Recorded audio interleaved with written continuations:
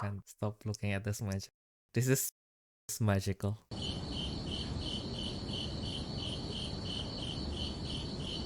Bleh.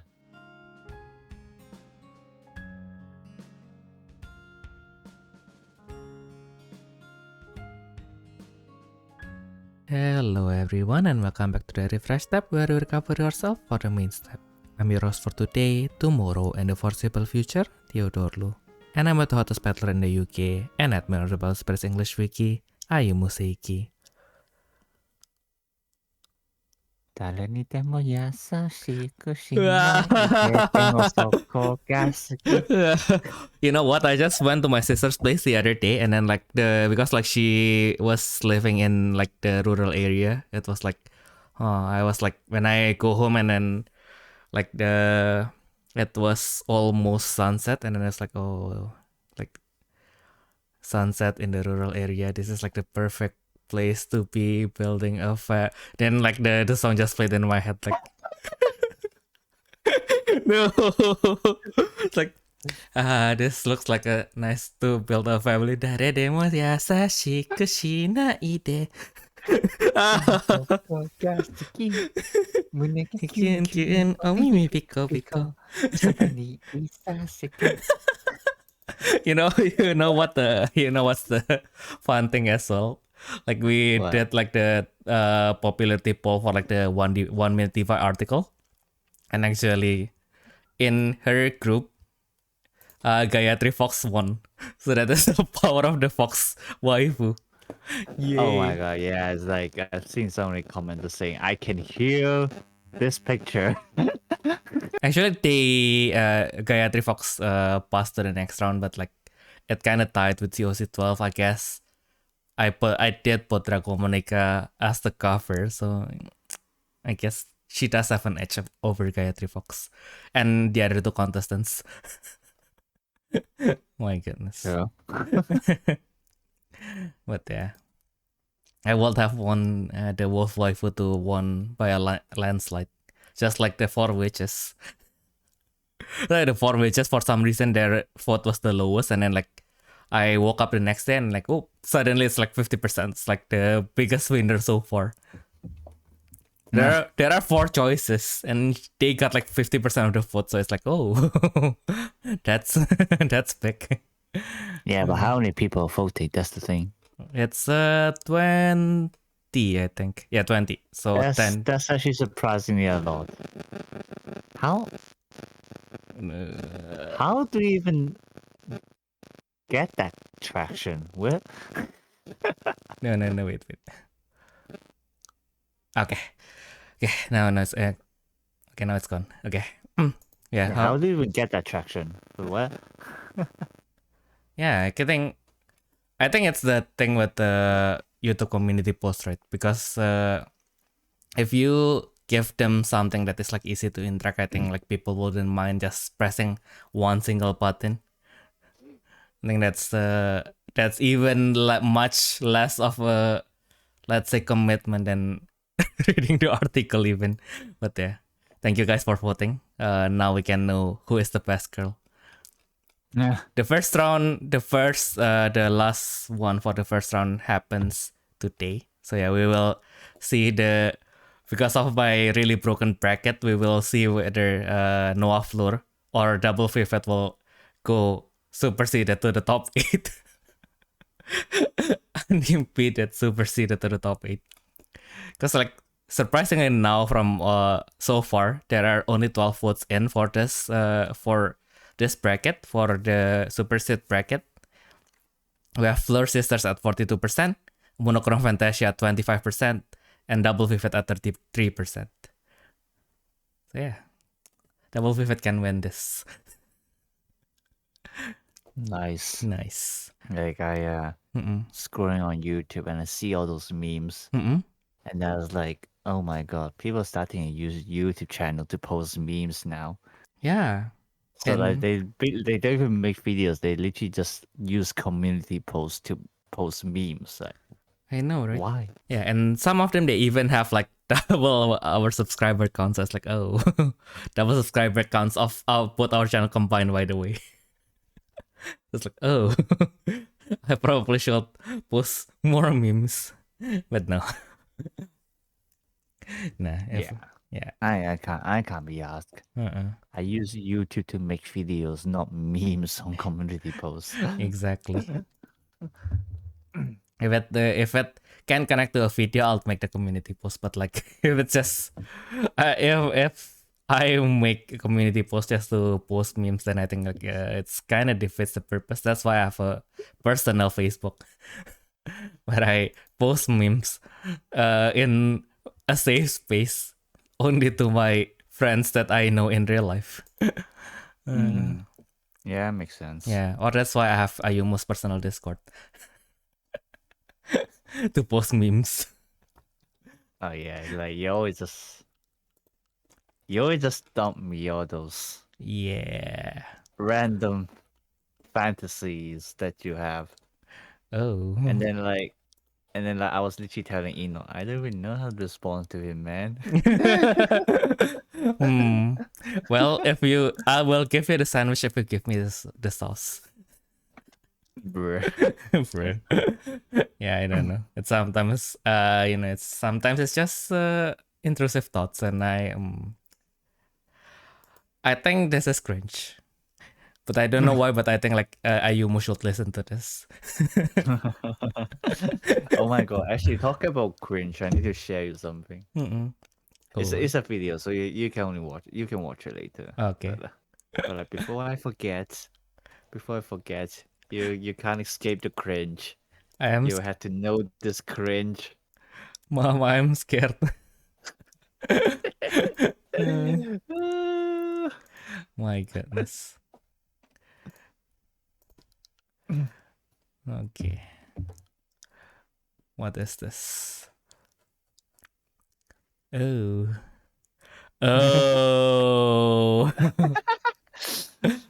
Don't know why, but I guess that's why. So that's why. Yada does it. Yari does. Yada. My God, it reminds me that recently, whenever I was playing Ragnarok online, I was like, I can't just grind to grind.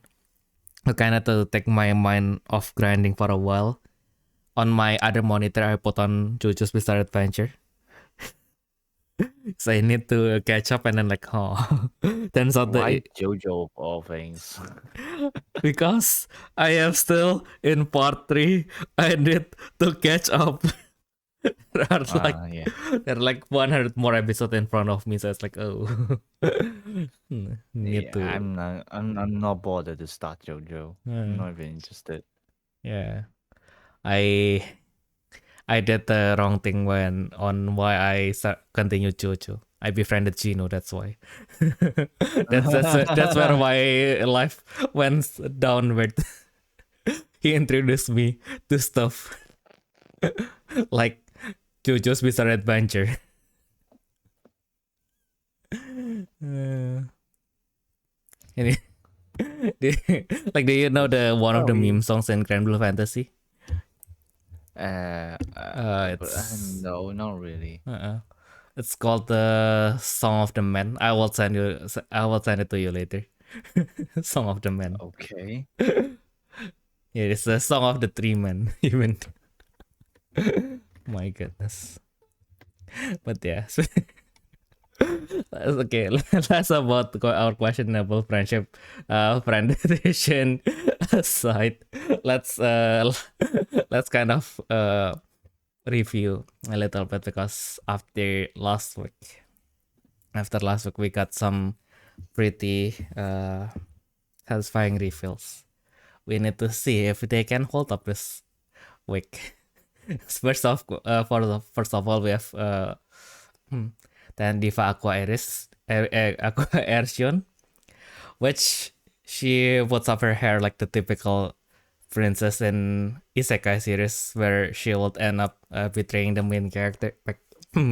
So at least we know that she shouldn't betray us in game. Or so I thought. Sugoi Dekai. Oh my God. That is the raw I guess that doesn't betray. That doesn't betray. Monk brain. Yes, small brain. What time to return to monkey? I think the effect is really good though. Like it's going to trash, but like free call gain. If 4 mana still cost, yes please. Yeah, in yellow as well. Yeah, exactly. Yeah. Yeah, and then It doesn't even have to be seal Cetro. Like you got all those cards that treat themselves as in all the teams. Like just play them together and everything like that, and you get like free cost gains in trash. Yeah. And because she's a stage style, you can kind of reuse her every turn as well. So Oh yeah, because of the almighty Sengoku Pass main stage. exactly. Yeah. The one card that I don't have. Well, let's not lament that. We have been lamenting about me not having Sengoku message for like 3 weeks now, so it's starting to get old. But yeah, it's also unaffected during the opposing thing by opposing spirit effects. I guess that is. Yeah, that one is alright, but I don't care. Yeah. The They're not gonna corpus stay is long already anyway. nice. Yeah. Like even if she's on the vet, yeah, I'm just gonna block with her. Yeah. No, but that's a point. Nah, isn't that the point? So she can sacrifice herself for you. I guess so, yeah. Because she has a mage shield. Oh my god. Why is my brain being affected by your brain? We are pretty much close to sharing the same brain cell now. Ape together strong. Yeah. Yeah. And speaking together strong, we have another 2 symbol from Shira Mursen, which she made a comeback from after so long. I think it's just been BSC 30 something. I think it's 31. I think. Yeah, 31. Yeah. Yeah, I think last time I saw her is like the summer one. Yeah. No, not is it a summer one? Yeah, 31 is summer, 33 is winter. Oh yeah. Yeah. Oh yeah. I was thinking about the academy one, but I guess Academy one is 28. yeah, I know. I was thinking Mercy. Mercy. I was like after 28, so maybe that's why. Okay, yeah. Anyway, yeah, this card is pretty good. Not the worst. Yeah. Usable. Usable indeed.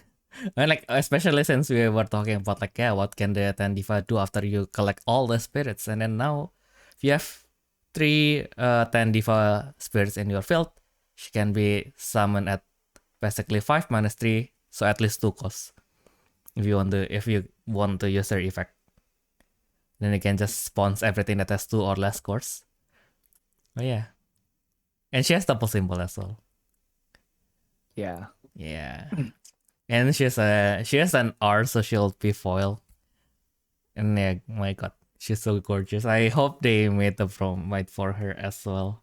Kinda want the full art. It's hard to say. I actually don't think she'll get one. But... Yeah, that's the yeah. I know she wouldn't get one, but like I kind of want her to get one. I like but her anyway, like her being a double symbol is it's a pretty good bonus, I guess. You don't get a lot of that in Divas. Yeah. Last time that I remember well. Oh no, actually we just have like Ortina Grand like last week, and then I was like, oh, the one that I remember is like Sexia Tenma, and like she was like from BSC 28, so it's like, oh, 15 packs ago. The other ones didn't make any impressions. The one that I remember is the one from 15 packs ago. And she's not even double symbol. I think like if she is summoned, and during that then she becomes 3 symbols, right? Yeah, summon effect.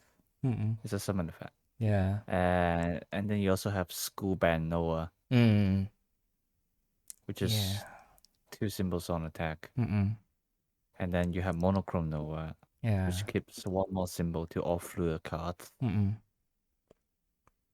Yeah. More symbols. Yeah. And also Shinri all year. Yeah. That world. I don't know. I Does she? really. Yeah. Oh yeah, I think she does. Yeah, Mm-mm. I can't remember. Like, Yeah, I wonder if they like no one used those cards. So yeah, only the green one is sometimes used in Ria's Riolu deck. mm-mm. But then like the rest, it's like, eh. Yeah, I kind of still have like the red one inside my deck, and I was like, yeah, I'm just, I'll just need to look through my collection again and see what I can replace her with. But it's like, oh, now it's just, oh yeah. So if I summon her on turn one and I guess she's kind of hard to remove. But yeah, then it's like, oh, like my Reoba Yeah, is already, yeah, the thing is shiny hearts don't need more yeah, firepower. They have enough. So yeah, Stingray is literally an access in all of exactly. this. Exactly. I was like playing and then because like I was testing my Shining Song deck, right? And like so Reoba when she is summoned during this turn, all by Mirage Diva and herself gains one symbol. Mm-hmm. And then I summon the Monochrome Fantasia Jian, and like she attacks and then copies the when summon effect. So now she has 3 symbols. Do I need Shinri? Yeah. That's too much effort. I know, right? If I put in Shinri, it's like, oh, now it's 2 symbols. Now it's like 3 symbols, but it's like, oh, I need to go past 2 attacks for that. I can just use Reoba's effect to set like the 10 cost Chen, and then now she will be 3 symbols. So yeah. And the deck is quite much a tempo anyway, so 3 should be enough to finish most people, I think. Yeah, but we will see. The diva, like the producer couple comes soon. Not that we can join, but yeah, we'll make our own. We can't join them. We'll make one ourselves. Yeah. Oh, that'll be cringe. I know, right? But yeah, if speaking of cringe, it will be cringe if I ended up just looking at Sierra for the rest of the podcast. So let's move on to grief, yeah. So when she is summoned, that's basically the pretty close to like the revival Griffantan. No, it's a Griffantan. Not the revival Griffantan, it's a Griffantan. Yeah, it's Griffin. Yeah.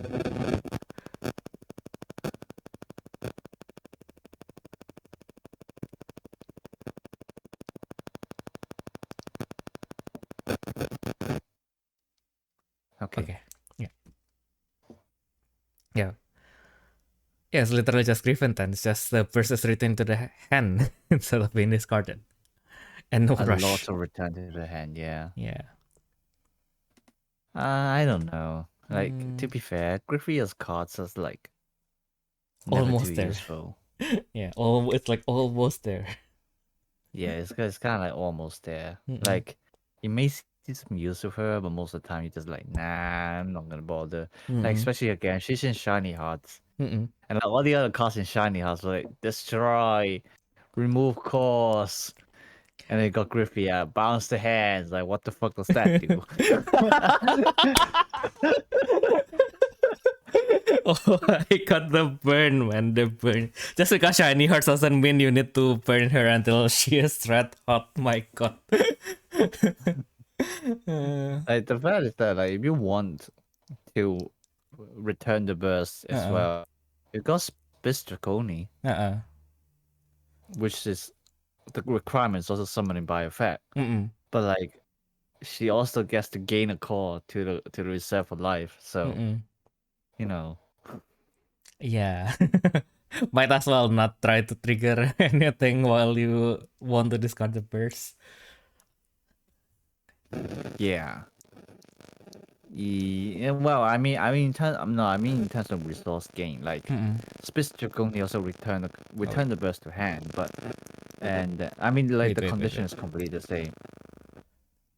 Okay, now it's fine. I mean the condition is completely the same. Like when summoned by effect, return opposing burst to hand, but Speech Draconi also gains a call to the reserve or to the life. And then level 2 is also destruction effect because it's the same as Splitter. Like I get that Griffia is trying to copy like the white kind of temple style kind of deck, but she's just too expensive to use, man.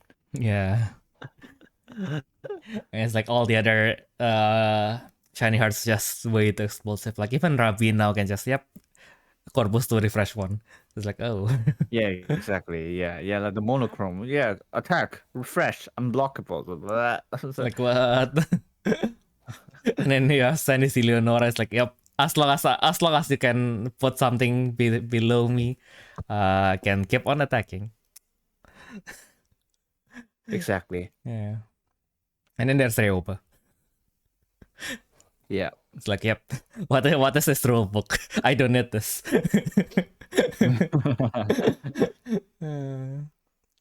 My goodness. Too bad Griffia. Oh, yeah.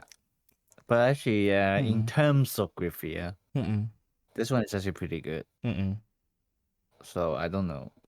Maybe you can build a Griffia focus deck. Alright, and speaking of Ryoba, we have Ryoba in the Nanta Ryoba Flash. Yay! Yay! Yay! So when it is summoned, you can take one Ryoba to your hand. And also return one opposing spirit. And I love it that even in like the dolls, like the Jan is still like trying to take a pick at Ryoba. It's like, oh, this is like an accurate depiction of their real selves. I like how John plus C is beside as well. Yeah, I know, right? And then yeah, like the Brave effect is also pretty good when we know like what the contract ray actually does. But like, even then, like just to free refresh once per turn, it's already good enough. Like it sounds like a harsh condition, but we do have quite a bit of During Athens spirits, so I suppose it's not that hard to make use of it. True. And it's also usable in all Diva. So is it finally? Is it finally?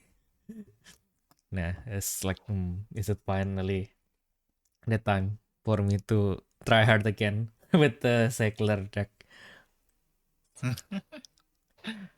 mean, I might try to make use of this with Winter Attire Noah. Oh yeah. That's actually a really nice idea because she already has 2 symbols from the beginning. Yeah.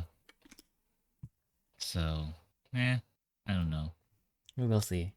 But yeah, We'll see. As much as there is no symbol in this Brave, that means the possibility is as limitless as the endless void that was in the place of its symbols. Where? Yeah. And speaking of Jen, it's like, oh yeah, it's like it's always like when you see Jen being all quiet and proper, it's like, oh, she's really pretty. And then like who Jen is inside. Is actually getting better and better, man. No, right.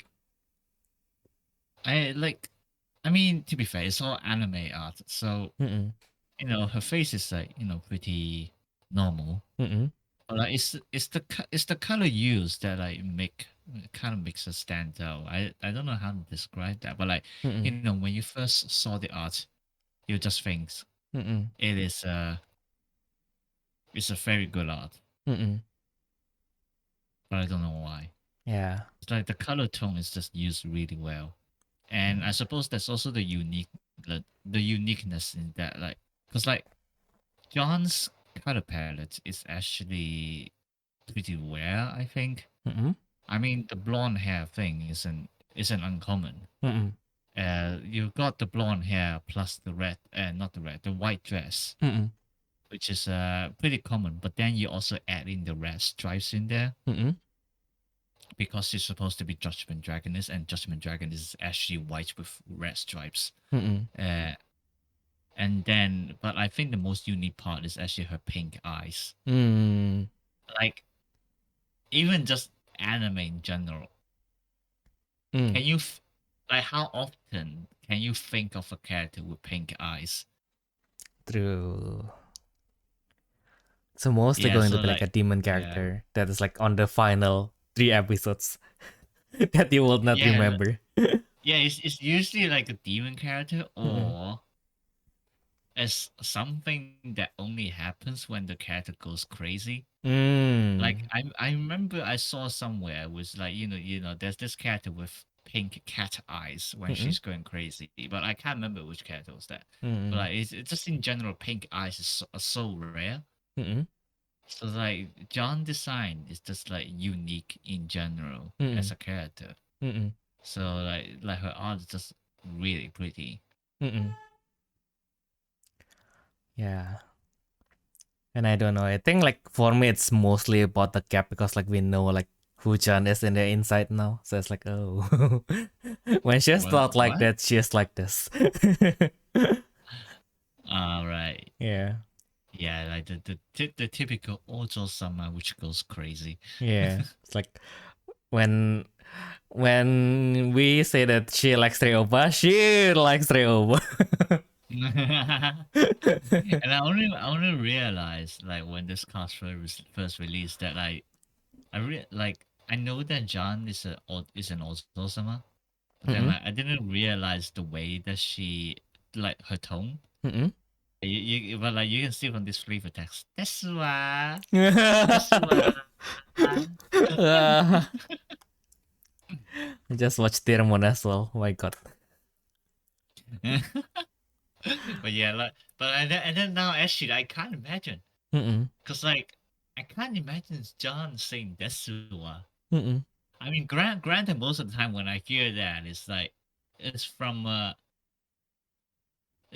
lady who's acting stupid. Mm-mm. Like you got Baccarina Mm-mm. from reincarnated as a feminist, and then Mm-mm. you got the Tier Moon Empire thing. Mm-mm. And then actually the ones that I think of the most is actually what's her name? You know the VTuber Oh, Salome. Salome. Yeah. Yeah. Salome, the country girl who pretends to be a lady. Like her Mm-mm. voice is like the most influencing. I and then know. plus like all the characters that I know, they have very high voices, Uh-uh. which I actually don't expect John to have it. Mm-mm. I feel like her normal speech is like the more composed Mm-mm. kind of person. Mm-mm. Like yeah, almost like princess kind, Mm-mm. like the actual princess who tries to run the country, that kind of tone. Mm-mm. So like I don't know, it's just hard to imagine her saying that's why. It's like, But Jin is the no, just kidding. But yeah, I guess it's not as sharing to me because like yeah, I think like there are some like characters that are that they have melted because most of them are from isekai, but like the characteristic that they were supposed to represent is more like into a charismatic person, and then they do this like that's what so it's like more of a calm kind of like it in those kind of characters kind of like emphasizing like their politeness kind of thing, because most of them are like people who are like really how to say experienced in like maneuvering through the politics and such, so they were kind of like the mentor for like the one of the characters as well. Yeah, but if you say like Jan is like the other kind of this, I can kind of see that actually, because I already know, because now that I already know who Jan is behind this pretty lady. Oh my god, I can't get like the secret for the winter attire out of my head. Like the one where she just the one where she swings the Judgment Dragon sword. That's not the winter attire one. That's the Is it not? Starfest one. Ah, okay. Because Oh, like, yeah, cause yeah. like the pose, yeah, because she was wearing an Aikatsu uniform, and the reason why she's chopping down a tree is because it was an Aikatsu meme. Yes. Like it's literally an official meme. Mm-mm. Because like, what happened was that in the first season of Aikatsu, Mm-mm. the school was trying to prepare, Mm-mm. and then I think some problem happened, so they can't get a tree on time. Mm-mm. And no, we just go to the mountain and chop down a tree. And like,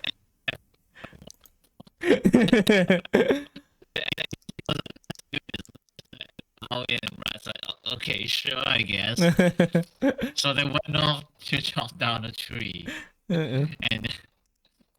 and then this literally continued in the Akali generation as well. Uh-uh. And then I can't remember if it even extended to the Aikatsu Stars universe and then also the Aikatsu Friends universe. I think it happened on Parade Yeah. because like it's just such a running meme at this point. It's like in Christmas, Mm-mm. you can't just buy a Christmas tree. You have to Yes. chop one down. Yes. Because it's your Aikatsu. Yeah, it's Aikatsu. Oh my god! And like talking about memes, there's also this other one where like, I can't remember.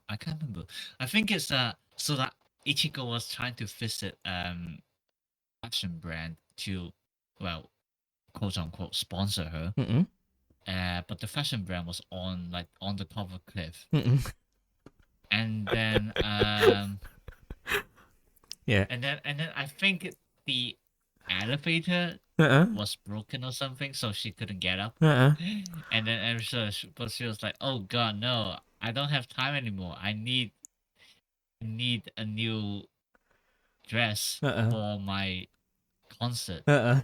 And then so she literally climbed on the cliff without any equipment,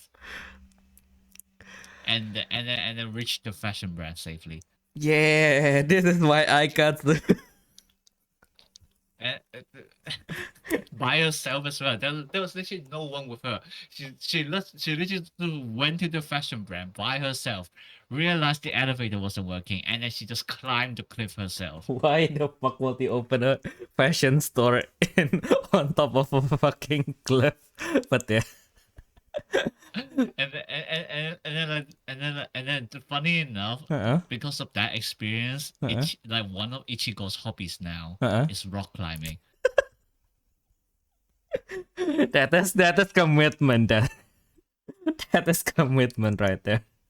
My God. And then the best part is that again later on, she kind of made Akali to climb with her as well. Oh. It's like, rock climbing is really fun. Let's do this. And Akali's like, oh, I mean, sure, if you say so. My God, I can't believe that Iwaka Keru is just imitating Aikatsu. I mean, Ichigo is actually insane. Yeah. Like, can you imagine not understanding a speck of English? and somehow she survived in America for 1 year My God. by herself. Well, I mean, oh yeah, okay. By herself is like another thing. I mean, she did say she had a foster home, but then like it's still like, how did you even get there in the first place? Yeah. So it's like if Ichigo exists, oh my God, I would genuinely want to be her friend because she's such an insane person. Yeah. It's like, so yeah, where have you been last week? So I went to Dublin on a raft. So you say you're from Germany, a landlocked country, and you took a raft to the inland sea all the way to Dublin. Something like that. Yeah, I can imagine that would happen. Yeah. Within the weekend. Oh my God. Yeah. Oh god. My God. Like so yeah, so like that secret art of John is just like copying the act scene in Aikatsu. But yeah, I really love the meta that is in John's eyes. It's like, oh, don't know. It's so maddening that it's kind of endearing. Yeah, no, I get what you mean. Uh-uh. Like, it's actually now that I think about it, I suppose the contrast actually is very similar to Marlene Mm. in My Just Darling. Mm-mm. Because she also Oh. has that kind of crazy eyes when Mm-mm. she sees a cosplay that she really likes. Mm-mm. Mm. It didn't appear often in the anime. I don't know if it was more frequent in the manga. I never read the manga Mm-mm. because I heard people saying it's a really really slow burner. So it's like, nah, I don't think this is for me, man. Yeah. Oh yeah, she's also pink. Pink blonde. Oh wait, are her eyes pink? I can't remember. Yeah, I just searched it just now. Yeah, it's kind of, yeah, it's pink. Oh, okay. Yeah. Oh. Okay. Now we got a good comparison. Yeah. Oh, now we need to commission someone to draw Kitagawa Marin as John Rennis. Oh my god, that would be cool. I know, That right? would be cool. I know, right? To contact Haru. Yeah. And also, like, she likes Ryoba so much, she actually becomes a Ryoba. My god. Oh yeah. Like, I don't know. This is actually borderline creepy, man. I know, right? Not to mention all the criminal implications in her flavor text. Is like, oh, your dress suits you, and I want to bring you home. My goodness, that is. Are you sure it's okay for you to say that? Yeah, it also makes me wonder, like, what kind of relationships are they in right now? It's like, cause like it's so obvious that like she's not just a secret fan anymore because you know back in C35 she literally has jewel pods. Actually no, but like only she has had jewel pods. But then like you could still argue that like they perform together on stage. And then I think Leoba does interact with John in general. Like they're classmates at the very least. So Yeah. so there's some kind of friends. But then like at what level? Are they best friends? Like are they is John just one of Ray's normal friends? It's like god damn it, man. Oh yeah, but yeah, I think like like Vanguard does that with the Bermuda Triangle as well. I mean like the anime kind of like follows characters that Oh are yeah, fuck the anime. That was Yeah. so bad. yeah. But who knows? Maybe they can kind of do something with the Diva Academy. And then it's just a copy of Love Life. Because Bandai own the property anyway. Yeah. Oh my god. Okay, not gonna lie, that would be so boring. Yeah, I know, right? Like I love Life, but oh my god, their stories like can you please stop repeating the same formula? Thank you. Can you do something else for once? I mean, Nitikasaki was actually different, so I really like that one. I mean, to be fair, Aqua has been quite a while. That like I can't remember the exact storyline, but it's like even if their background, like, cause like someone argued me, it's like you never watch Aqua, you think they're just a copy of Muse. Muse is like the first season, and I was like, well, and cause like his argument was like, you know, Aqua actually has a reason to make the team, and then they have a different goal and everything like that. I mean, okay, I was like, sure, yeah, you might as well say this character's different, but it's still the same formula. One girl wants to sing. She gathers 8 other people. One of them has to be somehow somehow a student is the school director, Mm-mm. and then her family is very rich, Mm-mm.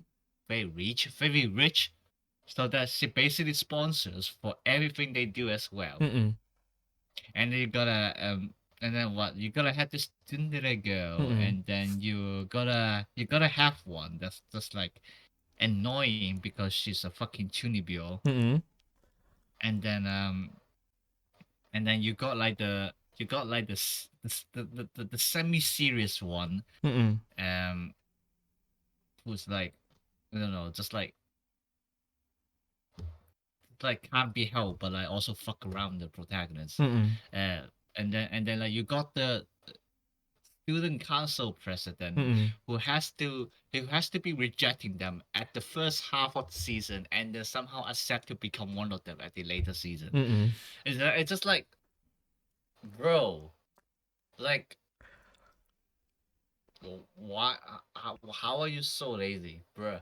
Like, Well, I'm on a multi-million-dollar project, so I mean, like, yeah, I mean, like,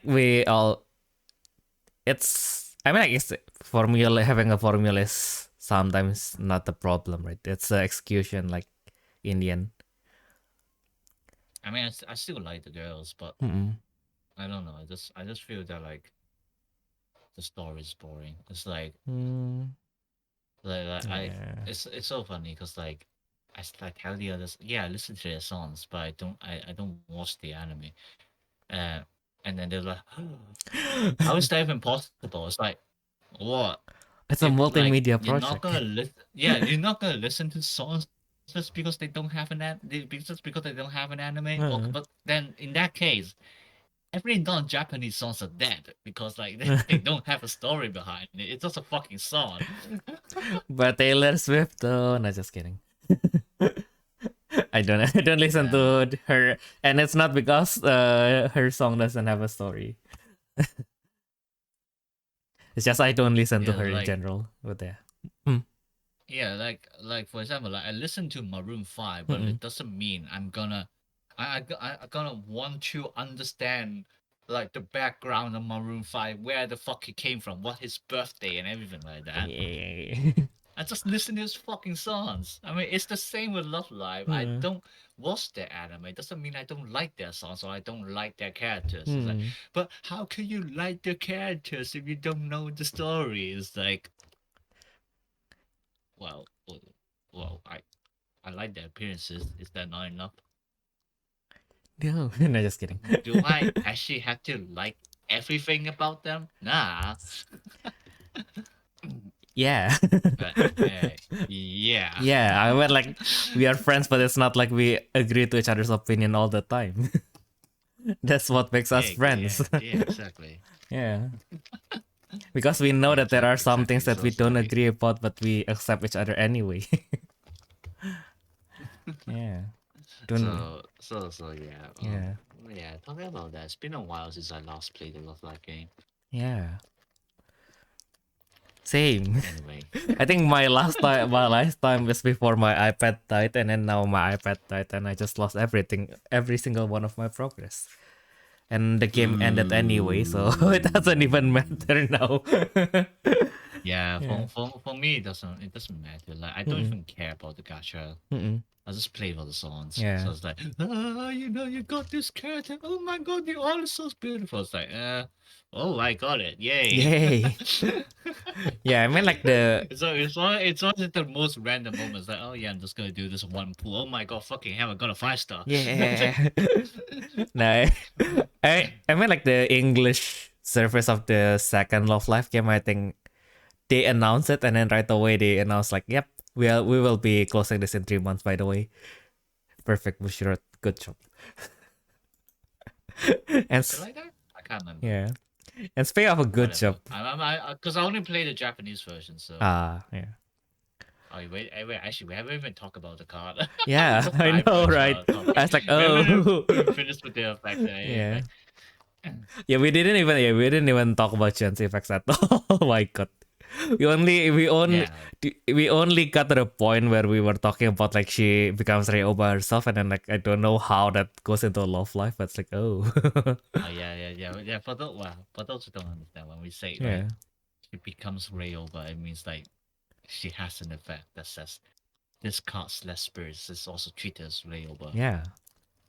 That's what we mean, and it's still a very bizarre thing. Like, if you're a soccer player, imagine you got an era card that for some reason says that this card is also treated as Tokiwa. It's like same situation. Yeah. No, right. But yeah, her effect is actually really good. Yeah. Because like bounce two to hand. Mm-mm. Like I mean, I complain about Griffia, so like this is not like the best effect. Mm-mm. But what makes this really good is that if it's Athens, Mm-mm. then this effect can be prevented by off-missing effect as well. That's what makes it good. Yeah.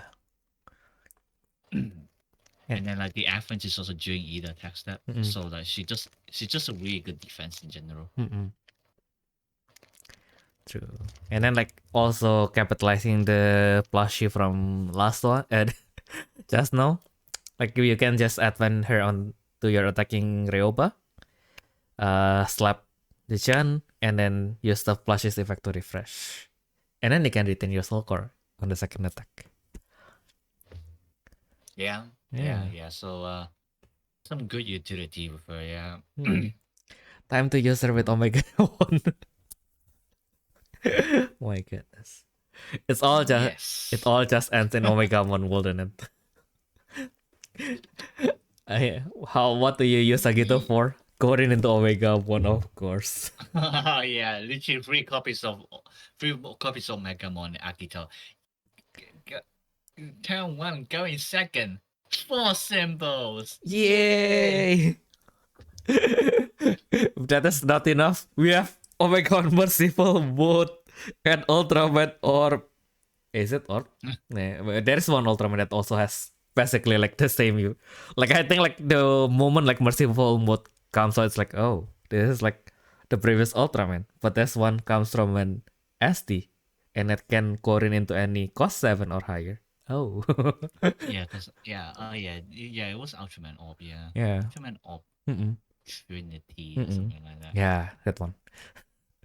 Yeah, that was pretty good for its time, but unfortunately collaboration sets during that time just aren't good enough. So Yeah. his effects is like really good, but you know the conditions are too high. But actually with Ryoba, you can't do Omegamon on turn 2, in turn 1, because the soul core returns at level 2. Oh. You're gonna be at level 1 after your Athens, so Oh well. yeah. Sad case. Sad life.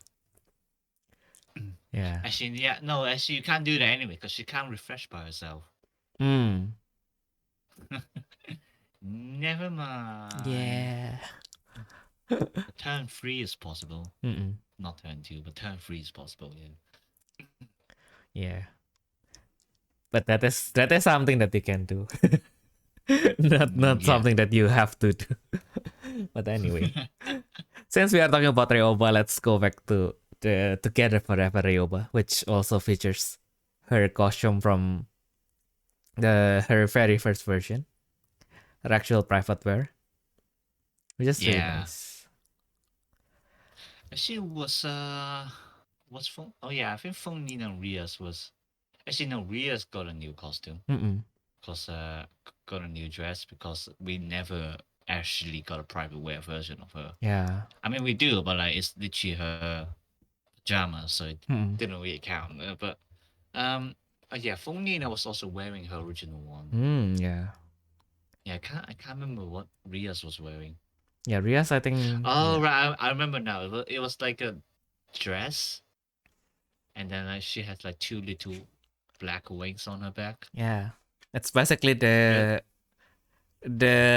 minefield girlfriend dress. The what girlfriend? The minefield. The Jiraiya Musume. Jiraiya. Is it though? I think so. I think It's more golf though, isn't it? Let's see. I have the cards near me. Let's confirm. Yeah. Yeah. Actually, I do as well. Actually, no, it's in my deck books. Never mind, because I took it out to use it. Yeah, I think it's more of a Richard Branson. What? No, I was like shouting at the static. I think it's Kotek. Yeah, I was wrong. Yep. Once again, Ayumu was right. Actually, no. Actually, no. I remember very wrong. It's not even gothic. Is it? My bad. It's just Actually, a dress. can it? Yeah, we are not No, it's questioning. not. Yeah. It's no. It's not. Okay, it's not gothic, but it's something else. I can't remember the name. Is it Lolita? It's one. Yes, Lolita. Yeah. There we go. Yeah. Yeah, cause like gothic is like gothic. I can't even describe the differences, but like I know there's a difference between gothic and Lolita. But yeah, Mm-mm. but yeah. Rias is wearing a Lolita style. Oh yeah, it's not I mean, Kotek. both Lolita and Gothic, I love the styles so much. Mm-mm. It's just like so much more colorful. Yeah. And I don't know, I like for me personally, I just really love really 3D dresses. Mm-mm. I don't know why I can't make those sounds freely. Really, yeah. Freely dresses, yeah. So like I also really love like the maid Mm-mm. uniforms Mhm. that also very freely, especially on the chest part. Mm-mm. Mm. That is why we are friends, Ayum. What? That is why we are friends. Oh yeah, that reminds me. I still have to continue the Dragon Maid manga. Oh. But anyway, Leoba, yay! Yay. So yeah, I think like she's pretty similar to Fonina, but instead of giving you one draw, she gives you one core. Then No, she's not. Wait. She's not versatile enough because she only ramps the core on Ryoba. Oh yeah. Yeah, so that it's literally just for her own deck Mm-mm. and nothing else. Too bad. Which, to be fair, it's fine for me. Like, Mm-mm. like if the other decks need contracts, like literally Ryoba and Fonina and Rias are already doing their job. Mm-mm. Now, Fonina give you draws and Rias sometimes give you calls, but like, it's mainly for the counter game. Mm-mm. So, Leoba just being limited to her own deck is good enough. I don't need another expensive Diva card. Yeah. No, right. But the when attack effect is actually surprisingly like really good as well. Yeah, it's actually surprisingly destructive. Mm-mm. Like even if the condition is during Brave, Mm-mm. it's just like such an easy condition to fulfill. Mm-mm. Exactly. Especially since it is a Ryoba attack. She will be summoning Braves like there's no tomorrow. She is literally the unlimited plate works of Battle Spirits. Of the Diva world of Battle Spirits. Divas. Yeah. No, right. Yeah, minus 12k is a lot. I mean, too bad she only deals with spirits. Mm-mm. As fucking usual, but Of course. But then, minus 12k is still a very big range. And then you add the Brave as well. Mm-mm. Minus 14k. Yeah. Like the extra minus 2k just makes such a huge difference. Mm-mm. Yeah. Oh, actually, probably. Yeah, oh no, you can double Brave already. Mm-mm. So you can even do minus 16k. Oh. Wait, she allows you to double Brave? The revival one. Or the revival one? From C37. Mm-mm. Oh, yeah. Oh. Yeah. Can double Brave. We can bring 2 plushes. Yeah, we can hold 2 plushies. Yeah. There's nothing more terrifying than Ryoba with 2 plushes. When 1 plushie is not enough, you have 2 plushie.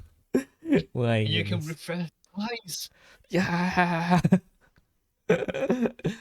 And yeah, since the Actually, yeah, you can refresh choice. yeah. Jeez.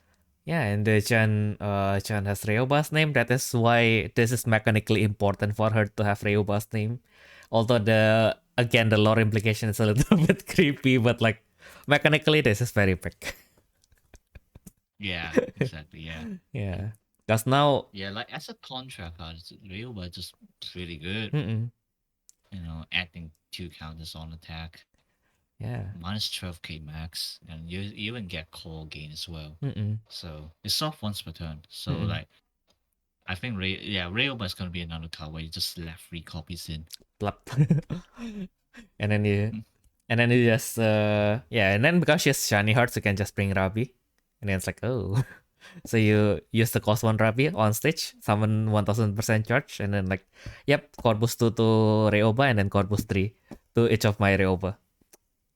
I don't know. It depends. It's like, Yeah. I mean, sorry to break your dreams, but like, often when like you see cards, it's like, oh my god, I can call boost 4, I can call boost 5, jeez. But then Yeah. like, the fact is that your deck doesn't need that many calls. You're literally wasting space. Yeah.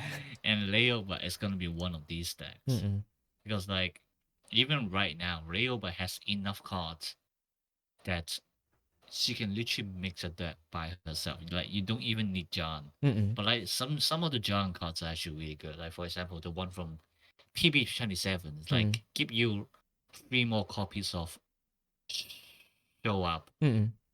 It's not on stage. It's Show Up. Mm-mm. So so that's like total 3 copies of on stage and then 6 copies of Show Up. Mm-mm.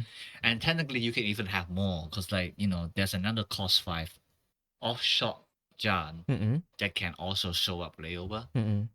So that so like Ryoba has already has plenty of cards Mm-mm.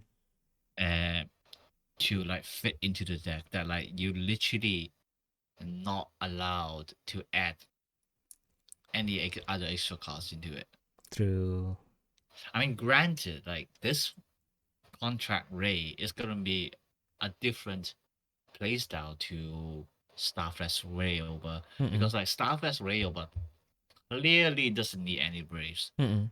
Like when people say like, oh yeah, you can put in Twilight Fantasy and everything like that. I mean, like sure you can do that, but personally, that is like the slower playstyle, which and the deck could be better.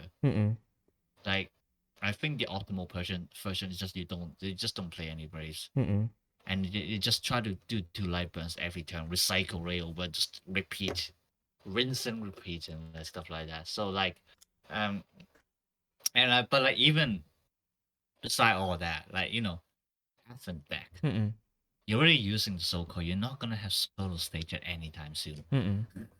True. So yeah. So like it's definitely going to be a separate deck, different one as well. So we'll see how it goes, but yeah. To the next one. No, this is the disappointment. No. It's just such a fucking disaster, man. No. What is this revival thing? It doesn't mean anything. Let's not waste our breath. Let's not get angry. The other ones are fine. So let's not get angry at the on the card that is like just I don't know. It just invites me to be angry. Like literally the whole reason they did that is just because they don't want to draw another art. That's literally the reason. So like, oh my god, we need to make a card of this character, but we don't want another art. Let's make a revival, but we want to support 10 Diva. Let's make her fucking shit. Yeah, no. That's that will hurt even more if she actually got like a 10 Diva version. It's like, oh, you could have just done it that way. Like, why are you doing this? That's the thing. Like I said like, just make her 10 Diva and put the effect that you can't summon herself. And then like there was another person comment with me. That's because they don't want another art. It's like, right, yes, right, makes yep. sense. That makes sense. Oh well. Anyway, continuing on the topic of Chan being creepy for Ray. Now we have the magic that is literally just Chan asking Ray over to kiss her. So yeah. Anyway. Yeah, kiss me later. Oh my god, like it's so cute. Hmm.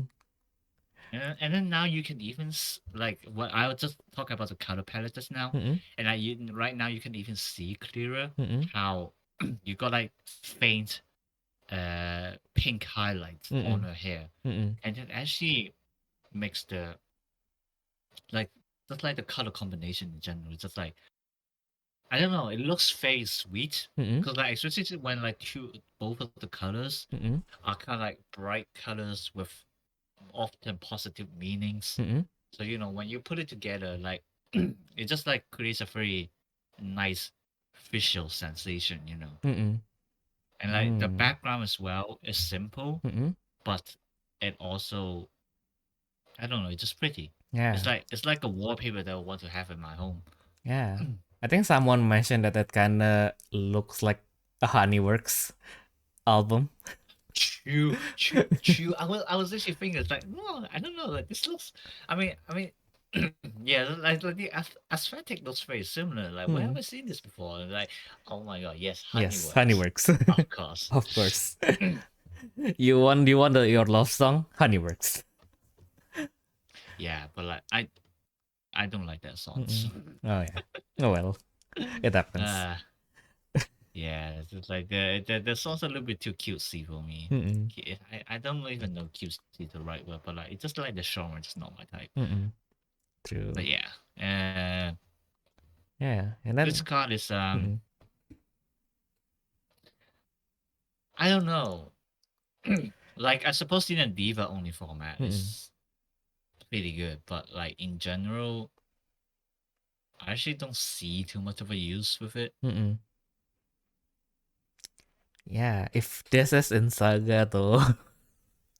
If this is in Saga, this will be broken. If it is in Saga, it's very good, but Yeah. like unfortunately it's not. So Yeah.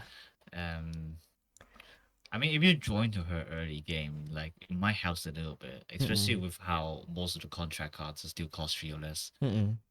So like if the opponent somehow has a god hand and summon 3 whiz in one turn, then like it's a then this card is perfect. But I don't know. It's okay. It's not bad. It's very situational. Yeah. And since Spellspir's best of one, it's kind of like the utility is like really not there yet. Unless we somehow like someone like drank too much of something and then made like the next meta like a aggro meta, then yeah, maybe. But even then you kind of have to draw like 3 out of 40 and then you fight against other control deck and then now you have 3 bricks inside your deck. So it's like, oh, I didn't think this through. Yeah, but actually, like the effects in general are actually pretty versatile. Like nothing is, limited to divas. So you can actually use this card in any decks. Actually, you know what it reminds me of? Raging Tide. Exactly. It's basically just a yellow Raging Tide. That's why I mentioned Saga. Yeah. But yeah. What was I going to say? Actually, I can imagine that she can be useful in Pafati. Because Pafati you use because Durga only returns yellow magic. So like there's quite some limited choices, on in terms of defense. So most of the time you're gonna be using Kneel Down, which only covers cost 4 or more. So if you had this one as well, then like it literally covers all front. Well, except the ultimates, but like you get what I mean. Yeah. And like someone also makes a very good point. Yes. Of like how but new now everyone also has a rayover art. Yes. So basically what they were saying is that those who don't kneel to layover will be exterminated by Ray by John. Exactly. That is a nice flavor. That is actually like the nice flavor voice. Although the magic doesn't have flavor text, but like they deliver this flavor really well. Although Yeah, like yeah. sorry, go on. No. Although like the original Ray herself, like it. I mean, like Kneel Down Everyone is not originally Ray's song, right? But like this is just an alternate art, but like they still do that, and it's like, oh, this is a really nice touch. It's a very nice touch. Like that's one thing which I don't know if I want to admit or not, because the reason is hate band that so much. But okay. That's like the higher part, the higher level management. At least we know the developers are doing a decent job. So no, I'm just gonna say the developers instead. Like the developers always have so much great ideas, internal references, and so yeah, like really appreciate like they're doing this kind of stuff. I mean, it's not a.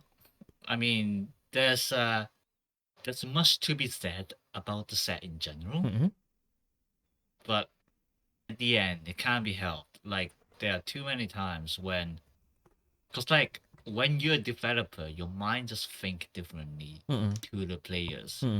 No matter how many meta statistics you've seen and everything like that, and obviously it's gonna be different when they develop a card because like their vision is different to what the players think, and it's not something that you can align with the players' visions because obviously you're making a card that doesn't exist yet, that no one has used it yet. So so like I can't, like at least for the Japanese battle spirits, I can't blame them like when they just make a really crappy card. Because like at this point I want to believe that they know what they're doing. So like a lot of times when they make a crappy card, it's basically unintentional. Unless it's a vanilla, which yeah, that's why Ayumu is emphasizing on the Japanese side of the game.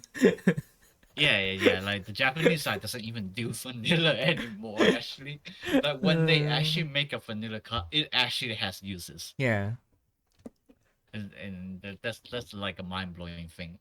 Oh my god, a vanilla card that actually has uses. Jeez. I know, right? I think like the okay. I suppose except for that monkey in BSC. Oh yeah, yeah. That one is a mess. The lamb goes from the Tsukuyomi set. Yeah, that one, chef's kiss. Oh my god, that one's literally the best vanilla.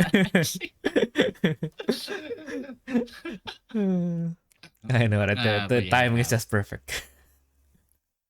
Yeah. But like, okay, yeah. Back to the magic though. To be fair, I can still see some uses, but not for the flash effect. Instead for the burst effect. But it's still very dependent on how common like the Groundwalker decks are.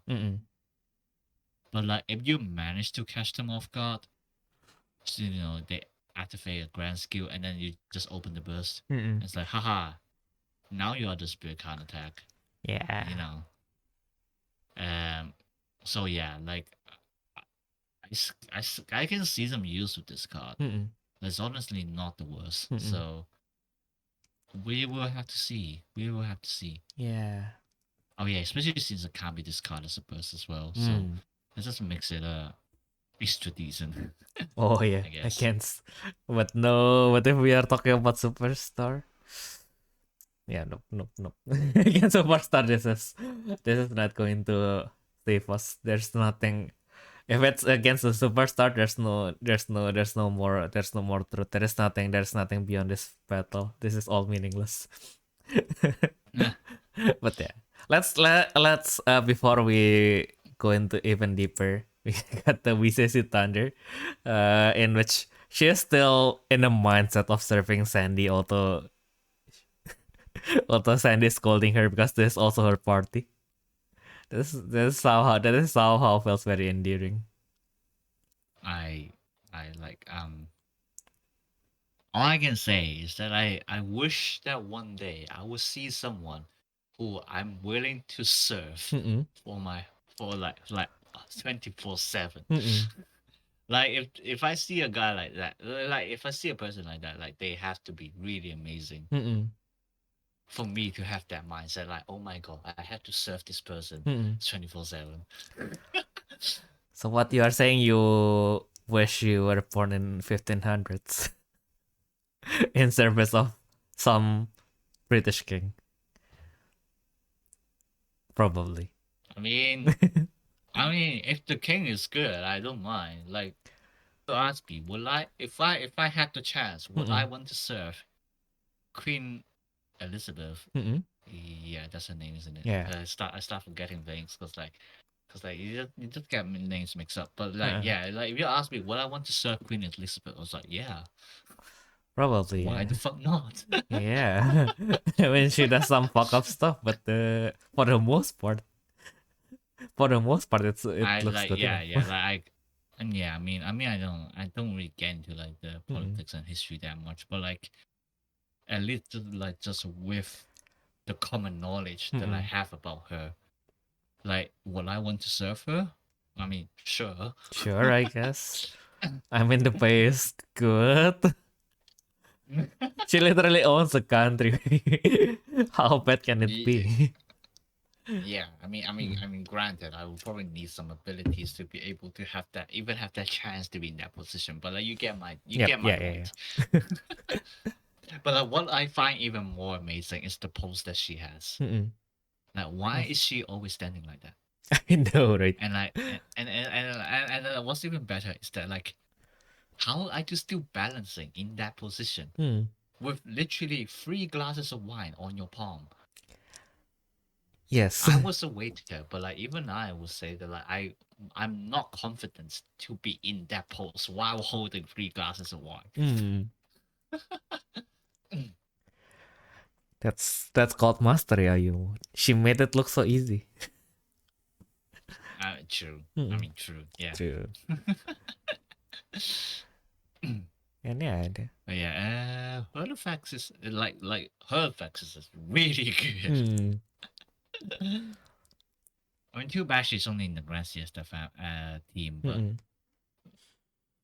I guess depending on what that you make, like, cause like you're paying minimum 1 cost for 2 extra symbols, and then also draw from that bottom. But I think what makes her really good is just the fact that most groundwalkers, well, most producers are 3-1. Literally, the only exception is producer Alex. Yeah. Actually, I think the new Saraswati is 3 months. No, that Saraswati also 3-1. So yeah, exactly. So so like her effect is just really good for a deck that actually focus on spamming producers. Yeah, so it's just like just really good. There's not much to say. She's just a very good card. She's just really yep, exactly. Everything is just so flawless. So let's flawlessly go to the next one. So we have Frise Cromwell finally making her retain after a really long time. Not really. She's from. But yeah. Oh my god, no.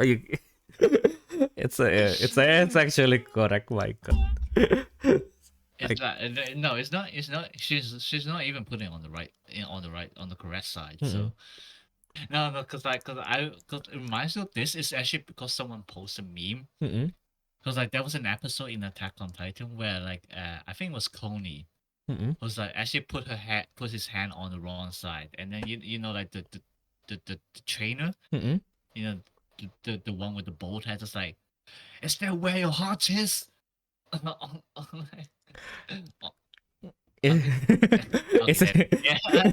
So is it correct now? Yes, it's correct now.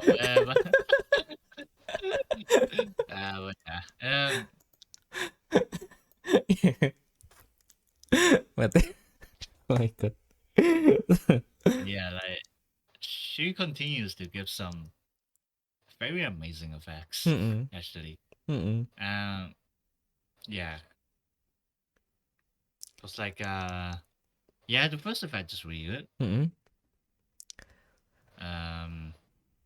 I mean, granted, like I actually don't see a lot of chances that you want to use that Mm-mm. because, like, you know, you got the original release there, but like, still, no one actually uses her. Sadly enough. Sadly enough, yeah, because then most of the time you're not gonna have the cost to actually do that. Mm-mm. Actually, no. To be fair though, because like the original one is right. Yes, you exhaust the spirit, so it's not like you can do the on stage a second time the same turn anyway. Mm-mm. So like technically, there's no point to keep the spirit on the field, especially at this day and age where you can just easily get rid of it. Mm-mm. But like this one might be different Mm-mm. because you know, it's paying the soul call. Mm-mm. So that means like the spirit the spirit is still refreshed, so like they can activate show up again. Mm. So like that might make things a bit different. Mm. Yeah, especially since she's cost zero as well. Jeez. Yeah. And then her effect, I think it's actually supposed to combo with her Starfest version. Mm-mm. Because the Starfest version says that you replace the Sense Soaker effect to paying one cost from anywhere. Oh. So especially, and then like you gotta remember, she's in the absolute team. Mm-mm. That one team which corpus like fuck. So you can literally, so like you can literally have Roseberry show up, Mm-mm. and then like and just like spam all the other Roseberry because they do corpus anyway. So you summon one, oh yeah, Mm-mm. just pay one cost again, summon another one, pay one cost again, summon another one, and you get the draws as well. Oh my goodness. And then you also have that magic card called the four monochromes or something. Oh like yeah, that. yeah, yeah. Monochrome 4 Monochrome 4, yeah, which turns all your show up targets to cost anything. 3 or more monochrome fantasy. Oh yeah. Oh. So basically, what you have to do is just make a Roseberry base Mm-mm. and then just put all the monochrome fantasy cards that call boost, Mm-mm. and then you put Starfest, and then you put Starfest Risa Cromwell as well. Mm-mm. And then now you can literally spam the field. Yeah. True. And then So yeah, like you Mhm. might see some wacky combos with this Mm-mm. card. And like the level 2 effect is that like it's good, but like, you know, making yourself 2 lives or less first. Yeah. It does get a bit conditional, but Mm-mm. I suppose as a spam deck, you might find some uses. Like we're getting a lot of cost 0 divas. Mm-mm. True. So Mm. like the spam deck is gonna be fucking amazing. I know, right? And speaking of the cost 0, now we are back to the middle cost. The 10 Diva Polon Sajita, bringing back her double brave effect. Like, no offense to the artist, but why does she look so weird all the time? Mm. It's like okay, like her original art Mm-mm. in BSC 18. Mm-mm. Like even BSC 18, like I feel that there was some kind of proportional problems, especially with the X-Rare. Mm-mm. Cause like the X-Rare one was like it kind of feels like you're looking down at her Mm-mm. from the angle of her finger, but then like it's a little bit tilted. So like the whole thing just seemed disproportional. Mm-mm. So like literally the best artwork was the Academy uniform one. Mm-mm. And then after that somehow like her art just looked weird. I Mm-mm. don't know why. Maybe it's just me, but you know. Kind of, Actually, yeah. let me. Oh, can I? Can I Probably, enlarge this? I can't.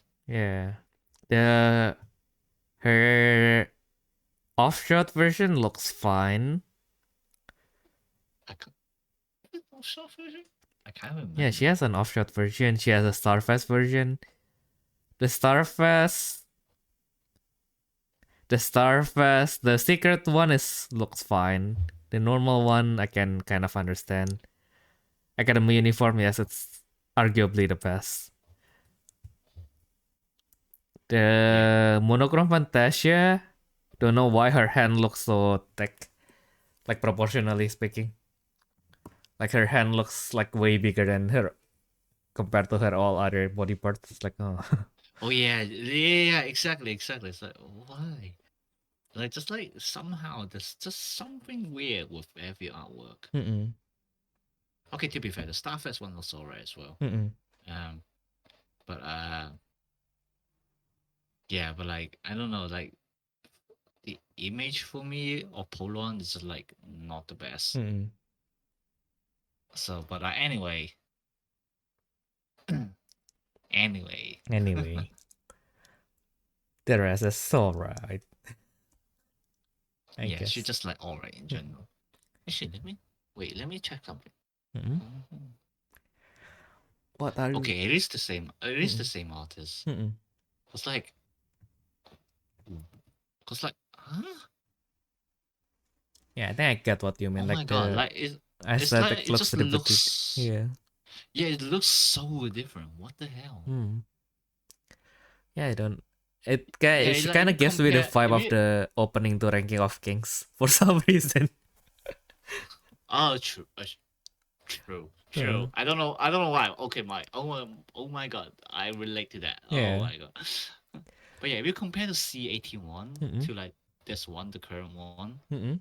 the art, like not just the art style, like even the color is just so different. The coloring is so different as well. Mm. And then yeah, my point stands. Like looking at the C81 X-ray, like her eyes, yeah, like her left eye is tilted. Mm-mm. Like I don't know if it's intentional or what, but like it just makes her looks weird. Mm-mm. And then her mouth as well.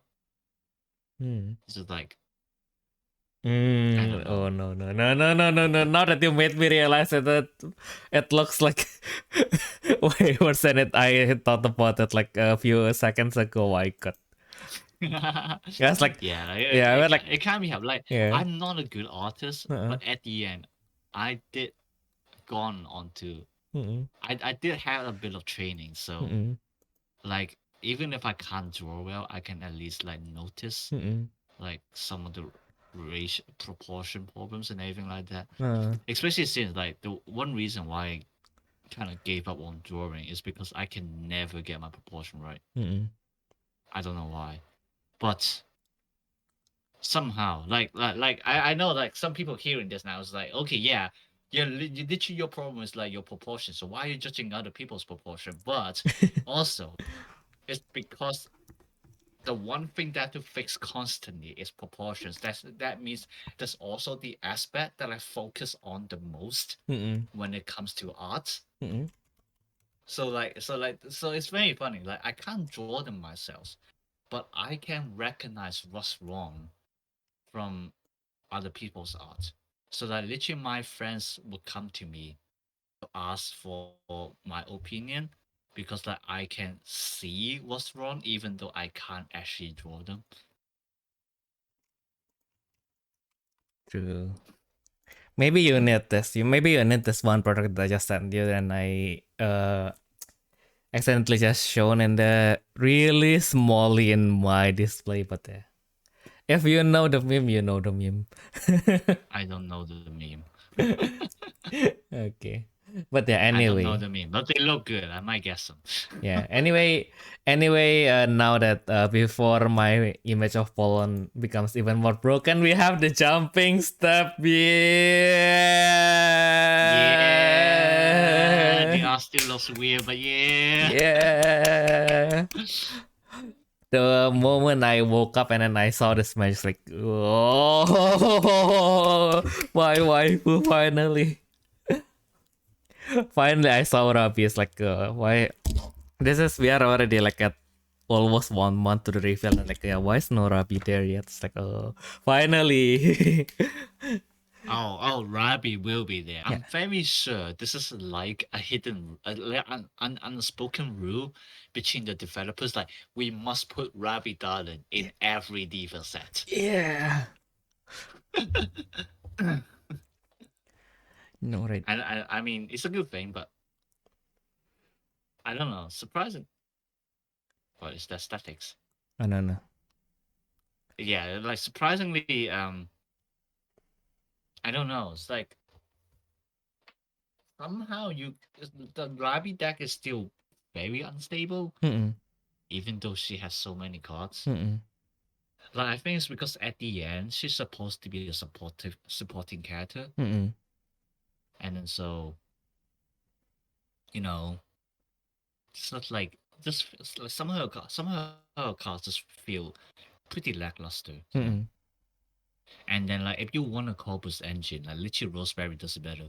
Yeah. But she's smaller. So- Just kidding. I don't know. It depends. It Mm-mm. depends. I probably have to try to make another deck later. Yeah. Yeah. Yeah, like this magic card effect is really good. Mm-mm.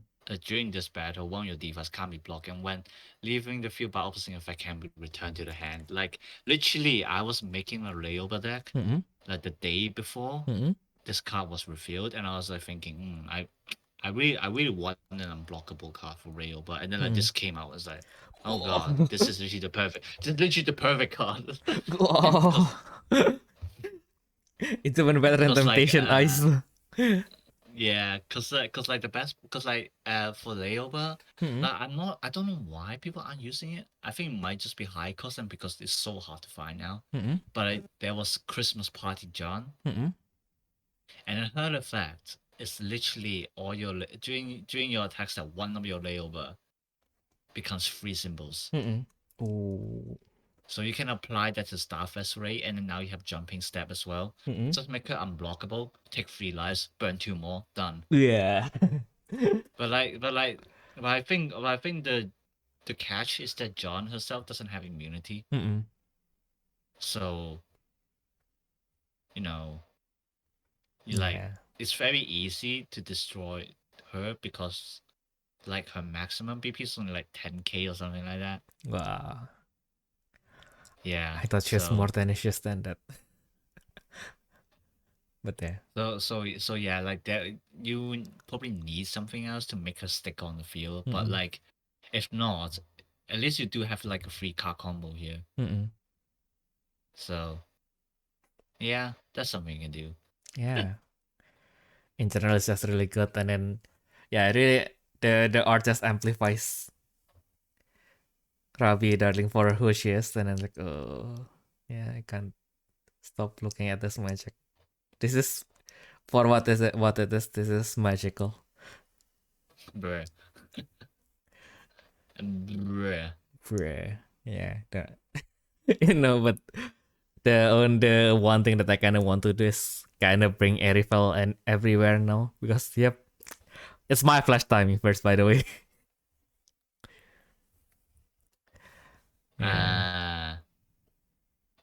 Yeah, you can kind of use defensively as well.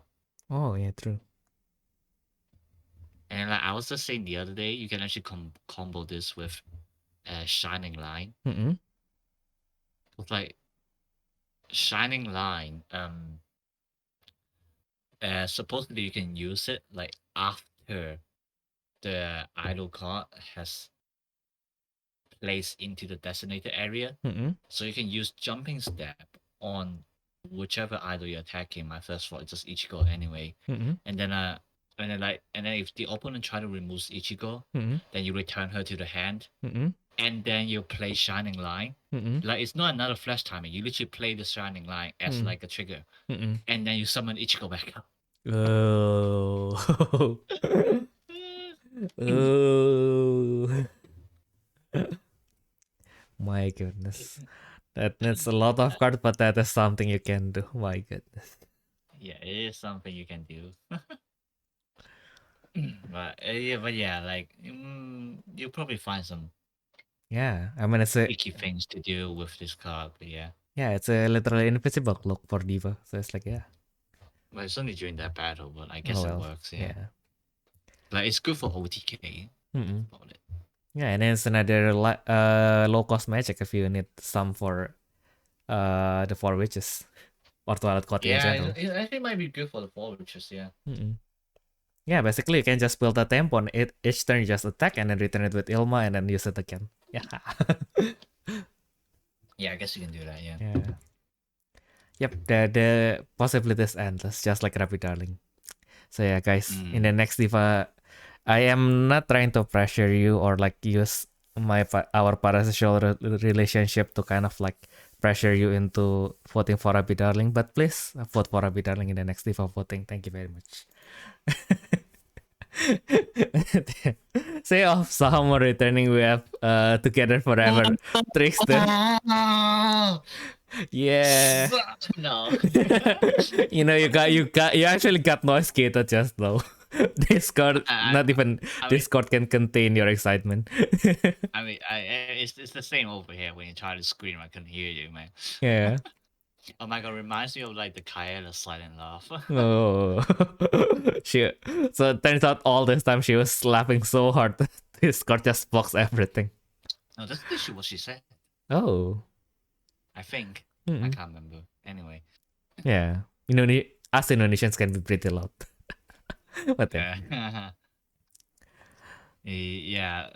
But like I don't know. It's like it's one of those cards. Like, Contract Ray. Mm-mm. You know she's good Mm-mm. because like you can already see the direction she's going for. Mm-mm. But we don't have enough card for Trickster to actually know if if the deck is actually good or even if this card is actually good. Mm-mm. Like the once per turn draw one is pretty good. Mm-mm. The problem is that you can't activate in soul state. Yeah. I mean, kind of makes sense, but also at the same time, Why? they just being too careful. Mm-mm. I guess. Like I don't know. Like I understand where they're coming from. It's Divas, like literally the biggest family in the game right now. Mm-mm. Until the next Kamen Rider set comes out Yeah. anyway. So like you can't have everything too versatile. Mm-mm. And like even as a condition, just being on attack is already good enough. Because like Feng Nina is once per turn, if you use on stage to show up, then you draw one. But like that condition is still harsher than just on attack. Because like if you have to use on stage to show up, you're still bound to some decks or some cards. But like this one is literally just anything the Diva family on attack, draw one. Yep. So kind of makes sense, why it doesn't activate in soul state. And then I think also at the end we'll have to see what the other Advent Trickster would do. Because like if they're versatile enough, then it might still work. Because like if for example the other Advent Trickster are just generic retrieval, then oh yeah, give me 3 copies please. Yeah. I'll slap that anywhere, Yeah. So like that's what I'm saying. It depends on what the other cards do. Like at this moment I just can't see the maximum potential from him. And like the on attack is effect it's just like normal. Standard yellow stuff. Yeah, standard yellow stuff. It's only during this battle as well. It's like what the fuck. But if you admit on top of her. My god, imagine if like the next trickster just returns the soul core and then now you can go in it. Oh my god.